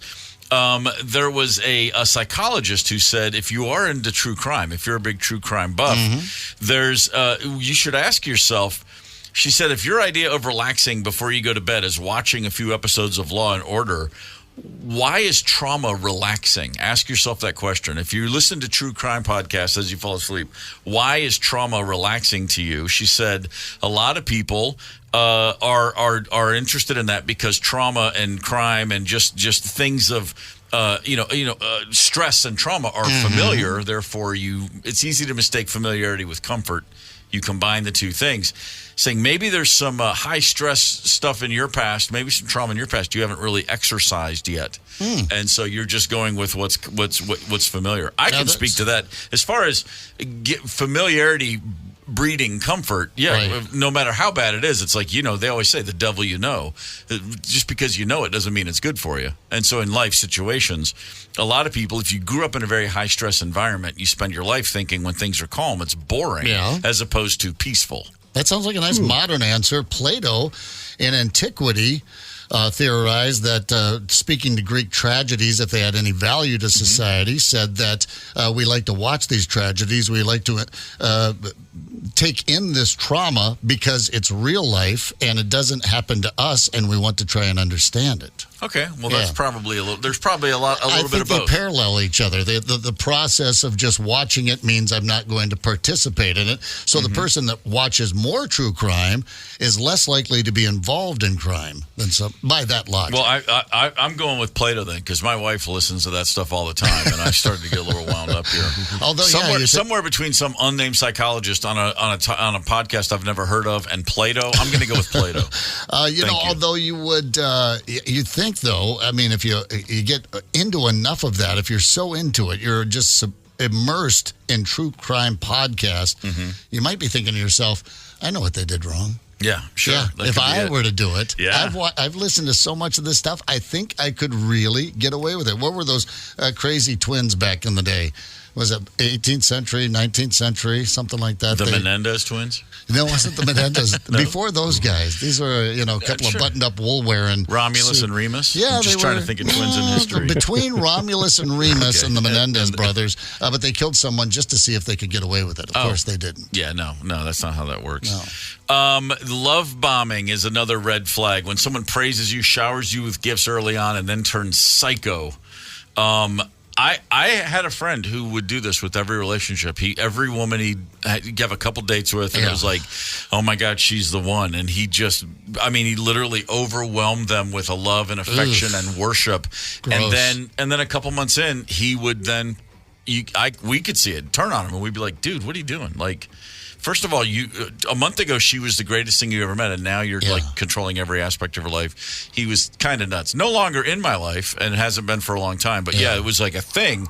And I'm thinking about guys in our early 20s recognizing this and going to our friend and going, hey, you have a problem. Like, that's how bad it was. So he's a smotherer. He was a smotherer and then a controller. And then wow. like totally cut her off from her friend. We watched him do this with a few different people. And we're all like, and eventually everyone's like, dude, what? You're weird about these relationships. What are you talking about? It's my girlfriend. Like, for now. Next week you're gonna cut her phone lines and stuff. It's like a possession. Yeah, some guys just want to possess a woman and take her out of the world. I see that with dudes. But the buying the gifts, I don't like that. That would happen frequently in that first month. I bought you something. Why? I didn't buy you anything. I don't want to buy you anything. Right. Why are we buying each other? There wasn't a birthday, no Christmas, no holiday involved. Don't buy me anything. Yeah, if it's just this, I occasionally will see something for anybody in my life and just be like, oh, that's funny, and but in a relationship, I was almost reticent to do that because you're always afraid of putting on pressure. You know, like the idea of, hey, I know we've been out 4 times, but I saw this and I thought of you. A very natural thing that could really happen, but I'd be like, no, but they'll think it's a bigger deal than it is, and it comes across like some pressure. That goes kind of hand in hand with this next one. Another Googling red flags in relationships, double texting, which is you text someone, you don't hear back, and then you send the follow-up. You follow up before they've replied to the first one. Not always a red flag, but could be a sign that people are a little obsessive, kind of controlling. Like, hey, I haven't heard back from you yet. Yeah, I get like 7 one time, and she broke up with me. It was like, hey, blah, blah, blah. Are you doing this later? Hello? Why aren't you answering me? Oh, this is really rude. Do you think you're being funny? And this was all over like a 45-minute period where I didn't have my phone on me. Yeah, right. And it ended up with, you can be a real jerk sometimes. I'm just reading these, just laughing, going, okay, well, thanks for, hastening this breakup. That'll do it. The double texting thing. It's and we've probably all done it, whether you realize it or not. Yeah. And, I've not done it in relationships. I've been in one relationship for over 30 years, but I know I've hit people up with something, and then 8-10 hours later, maybe a day later, I'll just like, yo, just catch this. And even doing that, even if it's no big deal, I'm like, oh, I'm sorry, I missed it. It's fine. I hate doing it because I feel like, oh, God, what am I? Yeah. But I'm just trying to get an answer here. Just trying to get some information. I've done it before where I've tried to be a little flirty, maybe a sext or something like that. Hey, later on we should do this. And then didn't get a response right away and went, oh, that was too much too soon. I need to, and then you text back, hey, sorry, I didn't mean to be that. And then she's like, oh, no, I just got back to my phone. The first one sounded, why are you being insecure about it now? I'm like, oh, Jesus, if I just let it sit. The lesson, as always, you can't win. You can't win. 651-989-ROCK is the KQ Talking text line. Tony, who's on the horn? A man with the finest name in existence, Anthony from Apple Valley, recalls a pranky. Anthony, good morning, sir. Good morning. How are you? All is well here, sir. What's your prank story for the day? Prank story today was when I was in high school. We used to have this principal. He'd always shake his fist in your at you and tell you never mount the hill beans. Some senior, me and my friends got together and we bought about 15 pounds of coffee beans and spread them all over his desk and put a sign on there that said you only mount the hill beans after all. Hey! Strong right there. Right. What kind of coffee was that? I hope it was a big bag of... It was multiple kinds of coffee. Yeah, that's fantastic. So the smell stayed in his office for quite some time. Sure. Very good. Anthony, thank you for that. That's a good one. That's the kind of thing you think about doing, but then you don't actually go through with it. I like to hear about someone actually pulling the trigger on there. Here's a text. In the 70s, big snowstorm coming into Minnesota. My cousin didn't want to go to school, so he called WCCO radio and pretended to be the Eden Prairie superintendent, and he canceled school. The next morning, the teacher showed up, no students. That's when you could get away with everything. Yes. Oh, God. That's where everybody would go to hear school closings. Great. And I guarantee you that happened. That guy blew it for future generations, though, because then someone at WCCO did a little back, double check. Give me your number, I'll call you back. Yeah, right. That reminds me, life before caller ID. My high school didn't have a football team, and my brother phoned in football scores for 3 seasons to a local ABC affiliate, and they reported my high school's football victories every Friday night with all the other high school scores. Yeah. Didn't have a team. The guys on the news, on the sports every Friday night on ABC, reporting how we're just blowing out school after school after school. 3 years of scores. Someone finally called the school to go, you guys have turned this into a real juggernaut. Can I talk to the coach? And of course, everyone knew about it, and the office we've been waiting for this call. I'm sorry, there's no football team here. It's just a beautiful thing. I like the long plays, the long cons, that's those are nice. Here we have one from Rick on the KQ Facebook page. Class of 80 at our rival school got a hold of janitor keys and alarm codes. Memorial Day weekend, they lead in and locked in farm animals for 3 days. Oh, no. Someone eventually talked to the kids, and their parents were made to clean up the mess or they would not graduate. Wow. Yeah, my dad would not think that was cool. I tell you what, if I got caught doing something like that, I would have happily cleaned up the school. If they brought in my parents and me, this is what I'm trying to say. They could do nothing worse than whatever my dad would have done. I would have been more than happy to be like, I accept this punishment from the school if it means I don't get home and get my ass kicked. Oh, yeah, the worst thing you could do to me at school was tell my dad, do anything else you want at school, but telling dad, calling in the parents, that didn't work in my favor ever. No, I was never, ever, ever concerned with what might happen to me as long as they didn't pick up that phone. Yep. I'll stay after school for a year. Yeah, what do you got, detention? Just fail me, make me sit back a season, or whatever, sit out the season. Just don't call the duck. Just keep him out of this, please. 651-989-ROCK, the KQ Talking text line. Who we got, Tony? Kathy from Blaine talking stormy romance. Kathy from Blaine, good morning. Good morning. What do you got for us, sister? Well, getting back to the red flags. Bring them. You described my ex-husband. Oh, really? In which part? All of it. Control freak? Was that the one? He double-texted me. He controlled me. And it was horrible.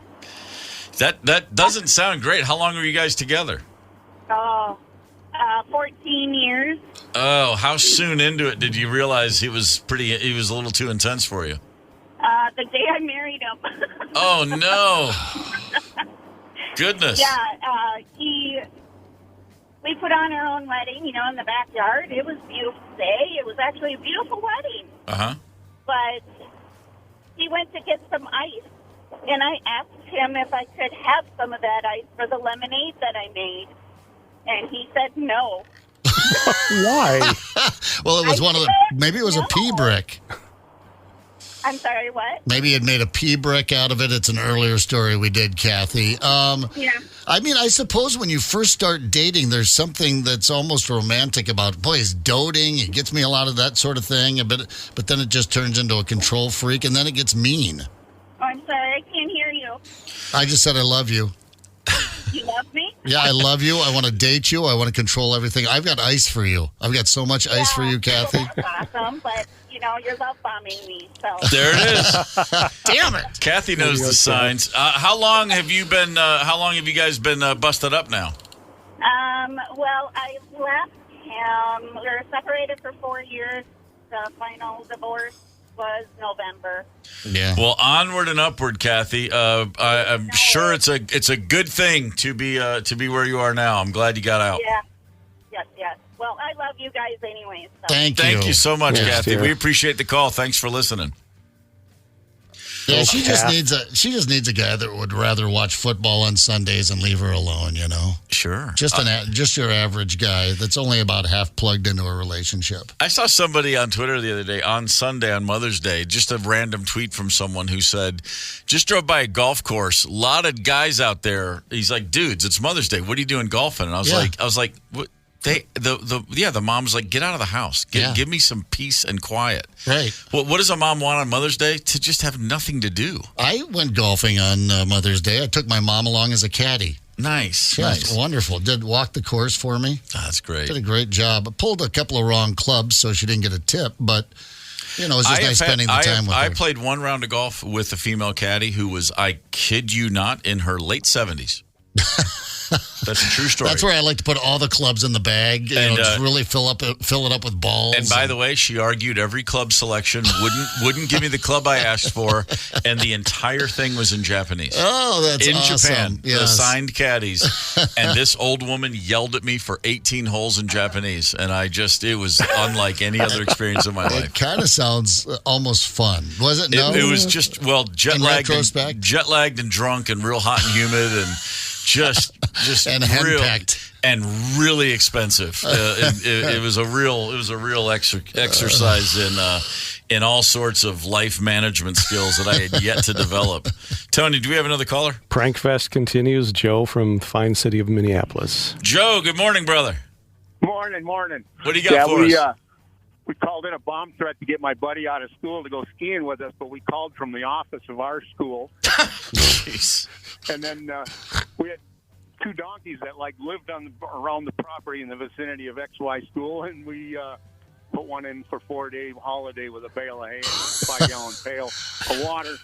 And it turns out donkeys don't go downstairs; they only go upstairs. Yeah, all the time getting it out of there. we've heard about the larger animals. Going up is fine. Coming down ain't gonna happen. Yeah, it was a true story too. They had to go through the whole school gymnasium, past all the kids out of there. It was a pretty good time. Yeah. That is a good time. All right, thank you for the call, man. That's fantastic. Class of 84, Washburn, Minneapolis. Super glue on Buddy's steering wheel. Surprise, had to tear his hands from the wheel. A layer of skin was forever attached to that wheel. That's horrible. Wow. Oh, that's Ed Gein behind the wheel. Interesting, the human skin wheel. You're right. Interesting use of the word buddy on that one. Yeah. Yes. We all defined a lot of common words in our own ways. Who was meaner to you than your buddies? Man, no kidding. All right, so 651-989-ROCK, the KQ Talk and Text line. High school pranks. We're rolling through them. We'll get to yours. Hang tight. It's the KQ Morning Show, 92 KQRS. Zep, Tony, and Steve Gorman are the KQ Morning Show, 92 KQRS. I'm Steve Gorman. This is the KQ Morning Show. Good morning, Tuesday, May the 14th. Oh, what are we doing today? So high school graduation right around the corner. We've been talking about pranks throughout the day, off and on. This whole thing got started because of a story in Illinois. A high school in Illinois. Well, the senior class, a few seniors got together. They were thinking, how can we prank our principal? And they thought, we're going to hire a mariachi band. to follow him around school all day. Anywhere he goes, they'll follow him. So they priced it out and realized, well, we can't afford that. I think they actually did one better. Yeah. They found someone to follow their principal around throughout the day in the hallways, and it sounded like this. Fantastic. I mean, if you've ever been within 30 yards of a bagpiper, you know just how oppressively loud those things can be. In a school hallway. School hallway. Everywhere the guy went, the dressed bagpiper the part, just... by the way. What's that? The bagpiper dressed the part. Of course. Yeah. Yeah. Took it very seriously. He's in a kilt. He's doing his job. That's fantastic. Just and right on his heels. Guy walks out of the... I mean, I picture him in his office. He makes the morning announcement, and then he's like, all right, got to go make the rounds. I'm going to go down to the faculty lounge. And he walks out of the office, and there's this guy waiting for him, tartan, the kilt, the tam on his head. Oh, I love that. Everywhere he goes. That's great. And, you know, if you are anywhere in the world and a solo bagpiper turns up to follow you, the rules are you just got to go about your business. Yeah. Absolutely, you do. You can't run off a bagpiper. That's probably a lifetime of bad luck. God, that's funny. I will still. It doesn't take much. It doesn't take a lot of bagpipes to get me a little misty. Grew up in a family where you'd put on, my dad was you'd put on those pipes, and the King's Own Scottish Borderers or the Queen's Own. I can't remember. There was a bagpiping group from Scotland, and they came through and performed at Fort Campbell, which we lived nearby. And we went down to the base to see them, and then they came and played in our town in the mall in the middle of the afternoon in a mall, the drum and pipe corps, and they're playing, of course, Scotland the Brave. But when they would go into Amazing Grace, it's the only time you'd see my dad cry. Yeah, you want to see the duck go down. Bagpipes, Amazing Grace. Just boom, recipe for success. And of course, I rolled my eyes. I was like, this is the dumbest. And now when I hear it, I'm like, it's beautiful. Right, it is. I just can't get enough of it. 651-989-ROCK is the KQ Talking text line. Tony, who we got on the phone?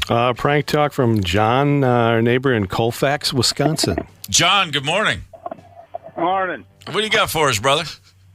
Well, a long time ago, I'm a little older than you are, Steve, but take a can of shaving cream and shake it up and freeze it. Okay. And then you carefully cut the can off when it's frozen and place it inside of one of your favorite people's vehicles and let it defrost and turn into a huge pile of shaving cream. And I mean huge pile. Wow. It's hilarious. That's pretty good. Did you ever pull that one off in school? Yeah, I did many years ago. Yeah. All right. I thought you were going to say many times. So I was like, wow, it was a regular. No. How long? How far? What senior class? What year? How far back are we going, sir? 1979. I graduated in school. All right. It's not that much older. Nah, you only got me by 4 years. I get it. Ago, yeah. All right. Well, thank you. A little older than you. Yeah, just a bit. All right. That's awesome. Thank you for the call, sir. I like that one better than the pea brick. Yeah, that beats the pea brick every time. Yeah, that sounds like a good John had mess. there was an M. Emmett Walsh sound to his voice. He sounded like that actor. You're right. As soon as I heard his voice, I thought, a spherical object in the highway from Raising Arizona. Like, wow. Yeah, no, I wonder if he's ever heard that one before. Or if he has any idea who Emmett Walsh is. Yeah. The fact that I know that is kind of astounding, actually. Boy, that's a pretty good one. Hit us up if you got a prank. This is not a prank, but this is a real story. From Georgia, a gentleman was arrested. He's 64 years old. DUI. He was drinking and driving while on the highway, driving a lawnmower. How drunk do you have to be? Another one of these guys. Take a lawnmower onto the highway. I mean, I get it. I get being drunk and you need more beer, so you take your lawnmower to the convenience store to get more beer. That's what he did. But in between that, the highway? Really? Well, come on. Who's the big country singer? The big, like literally big? Toby Keith? He's like 6'5". Got busted. DUI on the way to town. On a lawnmower? Yeah, on a lawnmower. It's like Porter Wagner or somebody. One of the old school guys. One of the old Probably school guys. George Jones or one of those dudes. Yeah, it was George Jones. George Jones, yeah. So. Yeah, because they took his keys, wouldn't let him go to town to keep his drink on. So, yeah, he fired up the mower. Who knew that George Jones knew how to start a lawnmower? This gentleman, his name is Willie Le Guin. He said, He was blitzed at the time. He's riding the lawnmower. He threw an empty beer can on the ground at the cops.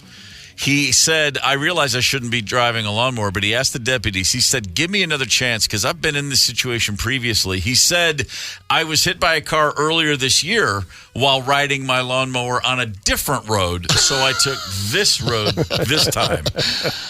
It seems to me that you're not going to get into too much trouble. I mean, you're not going to plow into a family probably. If you're on the lawnmower, you're going to, it seems But the low-speed violation is real. You're on the highway doing 17 miles per hour. You're going to cause some grievances. You got an old man in Montana that just got his 7th DUI. When I say just got it, this would have been pre-pandemic, so about 3 or 4 years ago. 7th DUI on a horse.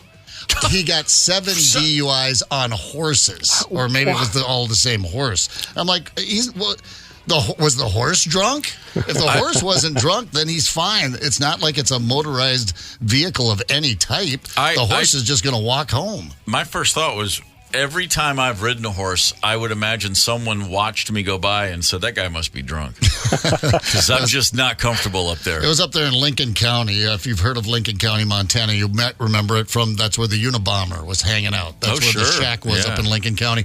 And they kept dropping the charges. So he would go to court. The local sheriff would pick him up for riding his horse drunk, and they'd pull him into court. But, the lawnmower thing, you can't do it. This is some audio of a dad driving his lawnmower drunk over to his daughter's place to mow her lawn in the middle of the night. Gets pulled over. What are you doing? How much alcohol you had to drink tonight? Not at 1 o'clock in the morning and not drunk. No, you're not going anywhere. Righto, you're now detained. Well, I guess he was in Australia, but rode it over to mow his daughter's lawn in the middle of the night. Middle of the night. Drunk. All right. Well. I'll be right over, honey. Meet me in the middle of the night. You got to cut my grass and everything's all right. Do we have another caller, Tony? Yeah, Greg from lovely Oak Grove. Greg, good morning. Hey, how's it going? Great, brother. What do you got for us? In 1989, I had a 77 Camaro that was nice enough that I had a winter beater. In the fall, I came back with my girlfriend from dinner and looked at my car that I'd left in her driveway, and it looked weird. I opened the door, and it was jammed packed with 34 bags of lawn clippings. I couldn't believe it. I opened the door, and the stuff didn't even fall out. It was packed in there. Oh, so tight. my God. Did it ever completely clean out? I don't think so. No. I mean, it was up in my defrost. It was every nook and cranny. Oh, man, that's a nightmare. That's, was there any revenge? Were you able to get some sort of satisfaction out of this deal? What's that? I couldn't hear you. I mean, did you get any revenge pranks on your buddies? I would spend the rest of my life. For a while there, it was terrible. War. Days later, I used 2 full rolls of duct tape on my brother's car, and his whole windshield, the inside of the car looked like a spider web. I think he cleared a small spot on his windshield to make it to work that morning. Oh, you guys you're cruel. But we were terrible. We jacked people's cars up, and they couldn't get going. We unbolted their seats. My poor guy had his... you hit the brakes and the seat goes slamming into the... glued to his body. Oh, that's good stuff right there. Fantastic. That's awesome. Yeah, thank you for the call. Appreciate that. Yeah, my buddy Paul texted me there during the break saying that they had filled someone's car up with old leaves. Filled it right to the roof with leaves inside. As you try to get those out, they just crumble. You've got leaf crumbs. Here's Tyler on the KQ Facebook page. We didn't do it my senior year, though. Our entire science class had to spend the day scooping up all the mice that was released into the school. Well, that sucks when it's not even your prank. Yeah. That's you just lock the school with a bunch of snakes in there and come back in a month. Yeah, here's another one. 10,000 crickets in the school. Man, that's not an easy fix. No. 10,000 crickets, because it takes one. It takes one cricket to upset a class. Yeah, and those suckers, they get everywhere. It's not like it's just not like the what was it, the livestock that they put in over the Memorial Weekend. Yeah, they don't hide as well. They're easier to find. Robert on the Facebook page, classmate went streaking during graduation, as it was one of the few years the school was able to host graduation outside on the football field. Super hot that day. Class of 07. I would have thought that was 77. Oh, yeah. 2007, there was a streaker. Find that kid. He's the only hope we have left. Keeping it alive. Man. Yeah. Go figure. David wrote, we stole the sirloin stockade bull in Shawnee, Oklahoma, pulled it to our school in Bethel Acres, 20 miles away. The next day, the Shawnee News Star's front page had a picture of the bull at our school, and it read, "Where's the beef?" That was the 80s. The commercial was very popular. Yeah. This wasn't a high school prank, but this was always just one of those things I loved. In our neighborhood as kids, we had a couple of neighbors. Down the street, there was a family named the Webbers. Yeah. And the Webbers, every year at Christmas, they had a big wooden sign that said Noel, like Noel, sure. And it had Christmas lights attached to it, like 5 or 6 feet tall letters. Wow. And they would put that on the roof of their house for the season. Okay. Noel. Yeah. They lived right across the street from a family named the Knowles, Noel, but you pronounced it Noel, right? Their neighbor across the street was Noel, so it was spelled the same way. What? And so my brother and some of his buddies, the Knowles, left town for the holidays. And so Tom and some friends cut big wooden letters that spelled Weber. Oh, yes. And put it on lights and stuck that on the Knowles roof. And so they had houses across the street from each other, facing each other, lit up with each other's name. That's got to be a tradition moving forward. That's brilliant. Good. That's good stuff. Yeah. That was pretty good Not stuff. bad. Yeah. Got to definitely appreciate that. I missed out on all the prank stuff, man. Like I said, my school, 12 people in my senior class. The biggest class ever in that school's history was 20. So people tried a feyou things, but there was no getting away. You couldn't get away with anything in that school. It was just too small. Yeah. You couldn't cut a class. You couldn't. You literally couldn't do any of the things that people associate with high school. I never missed a class in my whole life. How could I? Right. There was nowhere to get lost. These are small schools because my school wasn't much bigger than yours. Yep. Probably about the same size. You were constantly under some sort of supervision, because there was just there was one teacher for every 15 kids. Mm-hmm. It was hard to get. We did it anyway, but they didn't have to come looking for us. There wasn't some big investigation. It was the usual three amigos. I was just reminded on the Facebook page, we did this one as well.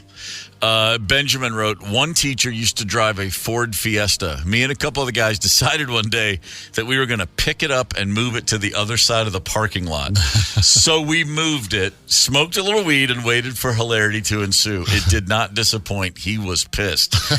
Same exact thing, like 12 guys on a Datsun B210. We just picked it up and moved it across the parking lot. It was another student's car, not a teacher.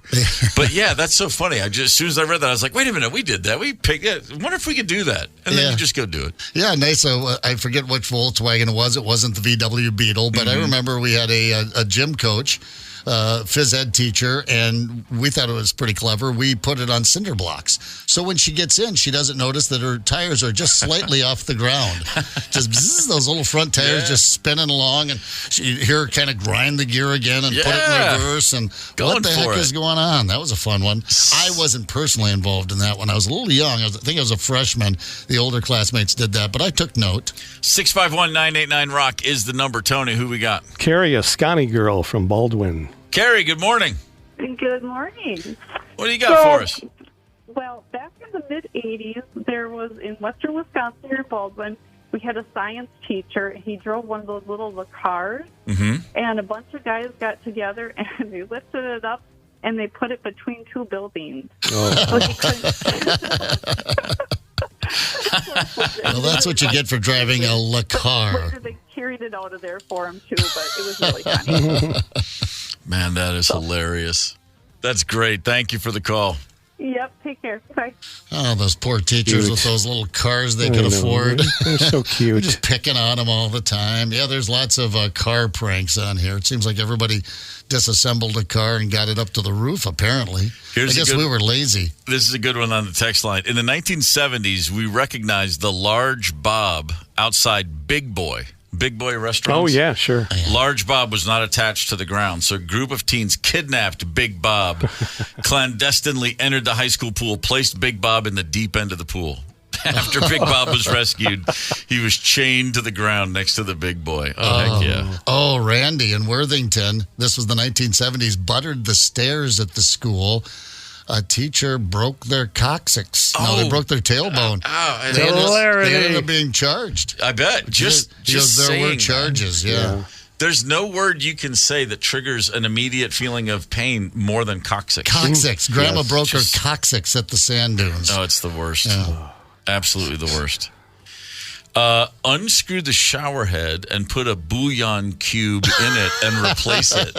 Oh, that's funny. That's a good one. Never heard that one. I hope we have some seniors listening this morning. Some of these are pretty damn good, man. You get all beefy on your bod. Man, on the text line, here's one more. All right, I think I've read this correctly. I have a friend that works for a handicap van conversion shop. He took a pressure sensor, put it under my carpet, ran a backup alarm into my basement, so every time I would step on the carpet, the stupid thing would go off. Took a month to find it. Pretty elaborate. That's very elaborate. There's a bunch of kids in Jamestown, North Dakota. I don't know if it's a bunch of kids. I'm guessing Tom writes in here, hauled one 5-gallon bucket of sand after another into the gym and turned it into a beach. Oh. Well, now's probably a good time to mention all the janitors out there, the real heroes here. Custodial staffs, thank you for all of your work. The crap they've put up with over the years. I don't know about you, but when I was 17, I wasn't thinking about consequences. No. I wasn't thinking about who's going to clean this mess up. Certainly wasn't thinking of the janitorial staff. 1978 freshman football initiation. I was told to streak through the A&W in Mankato. We'll meet you in the lot behind the drive-in. Go. I got to the lot after streaking. No car. No, of course not. I mean, come on. Of course not. Come on, man. You knew that was not going to happen. Yeah, no kidding. In a spy movie, that would be called getting burnt. We're burnt. Gotta improvise from here. All right, we still got a little time for some of your pranks. If you want to share them with a 651-989-ROCK is the KQ Talking text line. Hit KQRS on the Facebook page. Connect with us on the KQ Talking text line. 651-989-ROCK. That's 651-989-ROCK. 92 KQRS. I'm Steve Gorman. This is the KQ Morning Show. May 14th, a fine day if you are sitting on a misdemeanor marijuana arrest on your record, because Minnesota expunged 58,000 misdemeanor cannabis records over the last couple of days. They have more to go. 3 months ahead of schedule, actually. Right now, 57,780 records have been expunged. The state has more to go through. So basically, they're looking at everybody with a misdemeanor bust of any sort for cannabis and going, okay, this is no longer on your permanent record. Well, you hippies out there might want to for that one. Yeah, that's exciting news. I mean, it's we knew this was coming. This is part of the process, right? Now, maybe someday we'll be able to walk into a dispensary and legally buy weed here in Minnesota. Baby steps. We'll get there. Baby steps. Will we? Do you remember what year they legalized it? Last year. Was it just last year? 24, right? Yeah. I mean 23. 23? Yeah, I was here, I think, when they did, or maybe I got here right after they had. I couldn't remember what year it was, so it'll be ready to go by next year.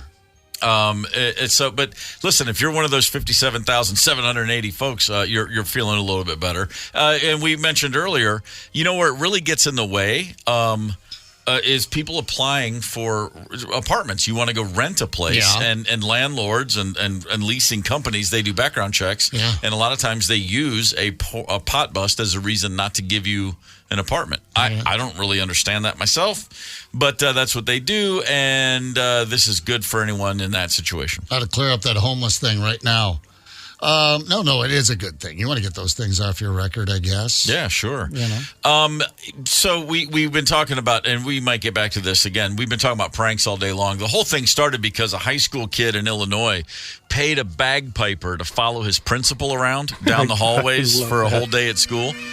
I mean, literally, everywhere the guy went, a piper followed him around. Well, principal wouldn't be sneaking up on you that day, would he? No chance. It's pretty great. But here's something else coming out of Scotland. It's a new study that says this: if you want to remember things, just shut up. Researchers found if you take in experiences silently and then go 10 minutes without saying anything after, you will remember it more vividly and more thoroughly than if you talk through them. Is there another way? Yeah. I think that makes sense. Yeah, you're just taking it all in as opposed to, doing what we do, which is thinking about what am I going to say funny to respond to this. All right. So when I come up with a new password, silence for 10 minutes so I can remember it the next time I need to use it. Yeah. I had to change out my my Apple ID the other day, and I changed it, and literally 3 minutes later, I went to sign into Apple TV, and they're like, password, and I'm like, oh, son of a... You got to write it down. 3 minutes. Tops. Yeah, I think my record is forgot my password, need to change it 3 times in like a 15-minute period. I'm like, God dang it, I got to write it down. The worst is when you forget your password, you hit the forgot your password thing, they send you a link, and then they say reset your password, and this has happened to me several times. I come up with one, and it says you can't reuse the password. Yes. I'm like, oh, that's what it that was. was it? Yeah. It's just really, really, really, really, really a drag. A Florida doctor is in some hot water, and he is furious with his local police department. Here's what's happening. This man's name is Dr. Sean Hollenbeck, and he says the police have ruined his reputation. Why? Well, they did so when they arrested him last week, and he was charged with false imprisonment, aggravated assault with a weapon, and he is convinced he is in the right. Here's the story. Okay. According to police, Hollenbeck's 13-year-old daughter snuck out of the house one night, took an Uber to Pensacola, which is 30 minutes from where he lives in Milton, Florida. 13 years old, she Ubers a half hour away. That rascal. He noticed that she was gone, and he called the police. Hey, my 13-year-old daughter's not in the house, right? Okay. Little later on, his daughter returns home. She's in a different Uber that took her the first time. I'm not sure why that makes a difference. But she comes back in an Uber. Hollenbeck goes out into the street, sees her getting out of the car, pulls a gun on the Uber driver. Whoa. Pulls the driver out of the car, orders him to lie down on the road. All right, it's an Uber driver. Did you notice she got out of the back of the car? Hand me your driver's license, takes the guy's wallet, demands the driver tell him, where did you pick my daughter up from? All this at gunpoint. Calls the police. The officers arrive and arrest him for threatening the completely innocent Uber driver. Yeah. Hollenbeck is insisting he did nothing wrong. And he says, I was just a concerned parent, and just going ahead and saying, I look forward to a jury trial because any parents on the jury will side with me. Well, I'm a parent, and I'm not siding with you, you psychopath. I know it. Your little Precious snuck out of the house. Of course, it wasn't her fault. If there weren't Uber drivers, this wouldn't be an issue. He interrogated this guy, spread eagle, on the street, while I'm sure his 13-year-old daughter is going, Dad! Well, my first thought is, what would make that 13-year-old girl want to get the hell away from this guy? Exactly. I can't imagine. That's how you alienate a teenager. Pretty much, yeah. Just so you know, his reputation. Just so you know, if you ever sneak out, I'll pull a gun on someone. Yeah, well, that's not good. Well, if his reputation was a hair trigger psychopath, they haven't ruined his reputation at all. Yeah, well, you know what? That's a good point. No, you're burgeoning the reputation. What's the word I'm looking for? Yeah, right. You're furthering that reputation. Yeah. The 2024 Minnesota Vikings schedule. The schedule itself is not out, but we do know who they will be playing. What are the home games and what are the away games? The Vikings will face at home this season, of course, Chicago, Detroit, and Green Bay. That's a given. Yep. They will host the Arizona Cardinals and the San Francisco 49ers of the NFC West. They will face the Houston Texans and Indianapolis Colts at home of the AFC South. Okay. They will face the Atlanta Falcons, as my dad would have said, and the New York Jets at home, which means their road opponents, of course, the 3 from the division, Rams and Seahawks, NFC West, Jacksonville Jaguars, and my Tennessee Titans of the AFC South. Might have to go to Nashville for that weekend. Yeah. New York Giants of the NFC East. So there you have it. It could be a lot worse. Now, the Niners, obviously, going out of division, Niners are a tough one. The Texans are suddenly a tough team. Yeah, Falcons and Jets, that's a good good bunch of home opponents. You knew the Falcons were going to be part of this equation. It's not all completely random. It can't be. Of course. That what you're saying is Kirk Cousins will play at U.S. Bank with the Falcons this season. Provided he's the healthy quarterback in Atlanta, he will be starting, right here at good old U.S. Bank. And they'll face Aaron Rodgers, too, if he's healthy. That's right. Aaron Rodgers coming to town if he's healthy. Yeah, I like it. Road opponents. Let's see. The Rams and Seahawks, Jaguars, Titans. Rams will be tough again this year. They'll be tough. But this, as far as if you're looking at all 17 games, at most there's 6 games where you're like, that's going to be tough, and the rest are all toss-ups, if not just no worries. The Bears might be tough. Yeah. Well, the Bears are loaded. They've got a rookie quarterback there, and hopefully we get them early. And they're the frickin' Chicago Bears. Well, there is that. I'm going to add that caveat in there. As far as the strength of schedule, they're in the bottom half, just below the halfway mark. I don't know how they, that's kind of bunk, because you never know who's going to play out for the season. Year. Yeah, it's always based on last year. Teams change a lot, as we've seen. So we'll see. This isn't bad. It looks like a favorable schedule, I guess. As mentioned on this show many times, I have never been on, and nor do I have any intention of ever being on a cruise. I'll get on a boat with a few friends all day long, any day. Yeah. But a big cruise ship, going out on one, me and a few thousand strangers, just not something I'm ever interested in doing. I would imagine there's a few people who are recent cruise veterans who probably going to pass on the next offer because their cruise ship, the MSC Meraviglia, returned from a cruise to Bermuda to New York City over the weekend. It pulled into Brooklyn Cruise Terminal, a giant cruise ship, lovely, bunch of days at sea. You're down in Bermuda, you're going back to New York City. As it approached New York Harbor, what was obvious to other people, like, say, on land watching a ship come in, was that the front of the ship, they had run into a 44-foot-long whale and essentially impaled it on the front of the ship. Oh, my gosh. They came all the way into the heart of New York City with a dead whale on front of the ship. A sei whale. It's spelled S-E-I. It's pronounced sei. A breed of whale. A 44-foot-long sei whale. Yeah. Okay. I am not a marine biologist. Yes. I do not claim to have any expertise in the world of whales. But what kind of whale doesn't hear a cruise ship coming? It's not like these things are going like 150 knots, They're moving kind of slow. Yeah, they're just puttering along. Yeah. The optimum speed is just enough to keep drunk people from barfing. That's the speed they're setting at. I like that, yeah. Maybe it was a whale suicide. Could have been. Just like that raccoon I saw on the way to work on the side of the road this morning. Just couldn't make it, Just thought he could beat the cruise ship and just didn't have the tail for it, I guess. Man, I wonder, maybe whales, maybe they do. Maybe they play chicken and stuff. Maybe whales are all goofing around. For all I know, this was like this could be like a teenager, 44-foot long teenage sei whale. Mm-hmm. Oh, I can totally I can beat this guy. Watch this. Then he pretends to be sleeping on the tracks, the train. It was like, no. Did you hear about Jim? No, didn't cruise ship. Come on, I told you, boys. What have I said? Those cruise ships are not toys. Yes, exactly. Not to be trifled with. I might be interested in a cruise if I could harpoon a whale. Go out for a little. I'm not a big, I don't have anything against whales. They're smart mammals. I think they're brilliant creatures. But if you are going out harpooning one. Man, the ship itself, 171,000 tons. The whale, up to 50 tons, which is huge, granted, but no feet, match. Yeah, that's no small whale. Yeah, poor guy. Must have been a little drag on that boat. Must have steered a little funny. Needs an alignment when we get back in. She's pulling to the left a little bit. I wonder if they knew they had the whale on the front.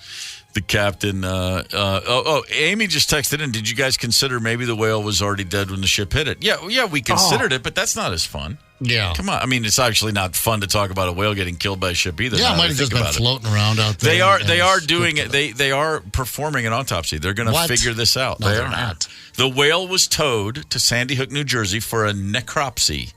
What?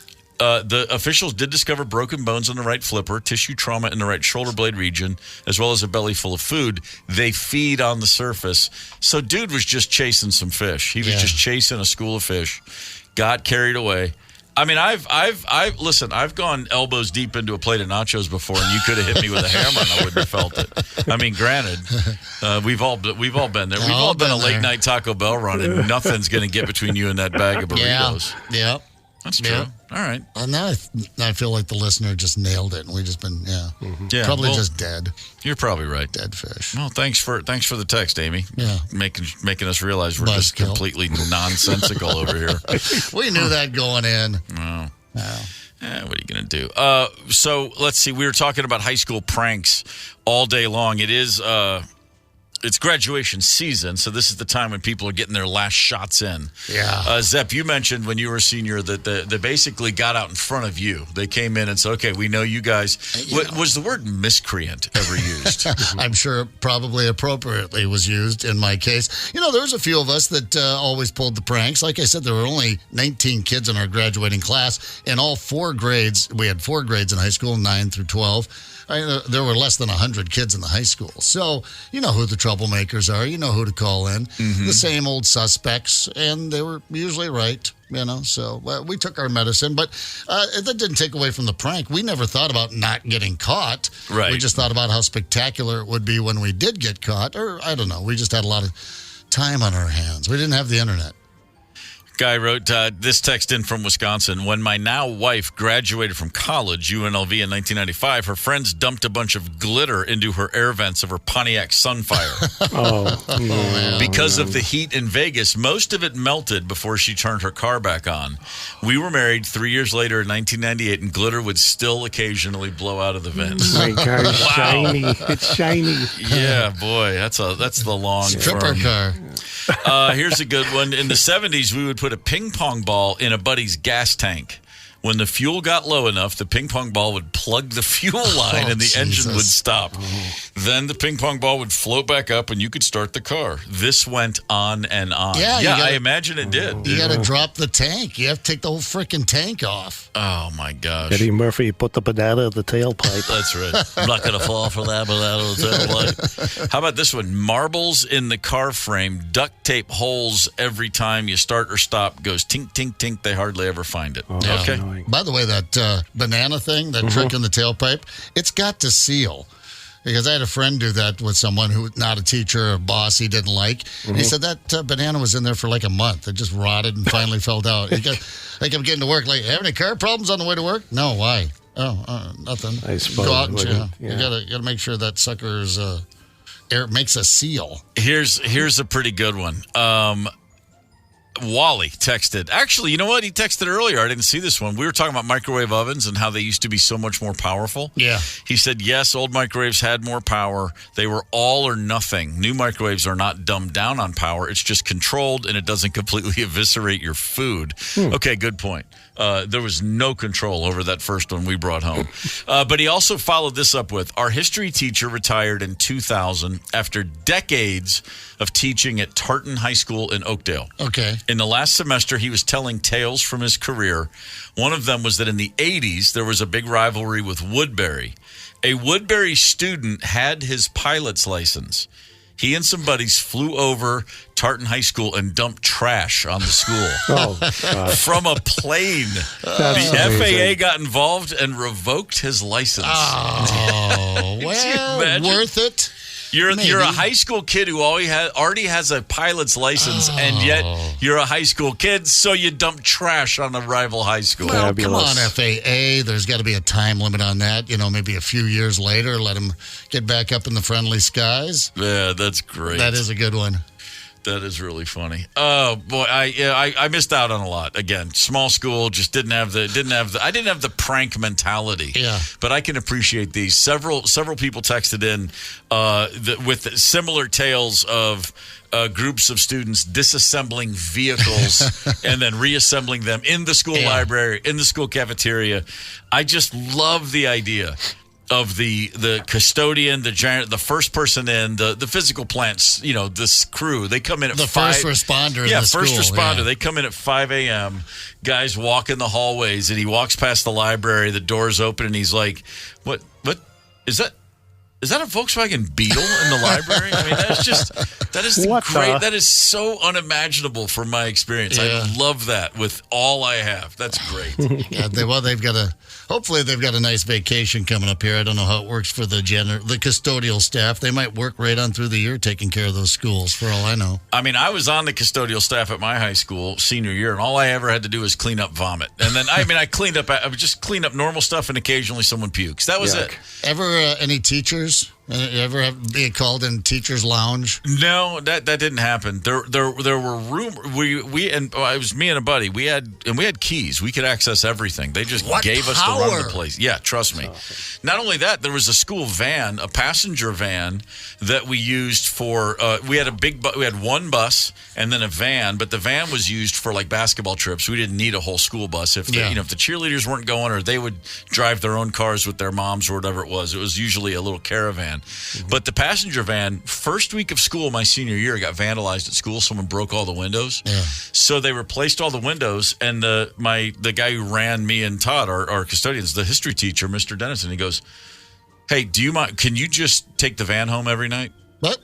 To which I said, "Why, yes, I can." Wow. Yes, I will take a 15-passenger van for my whole senior year. Thank you. Would have been out to the Black Hills in about 4 minutes.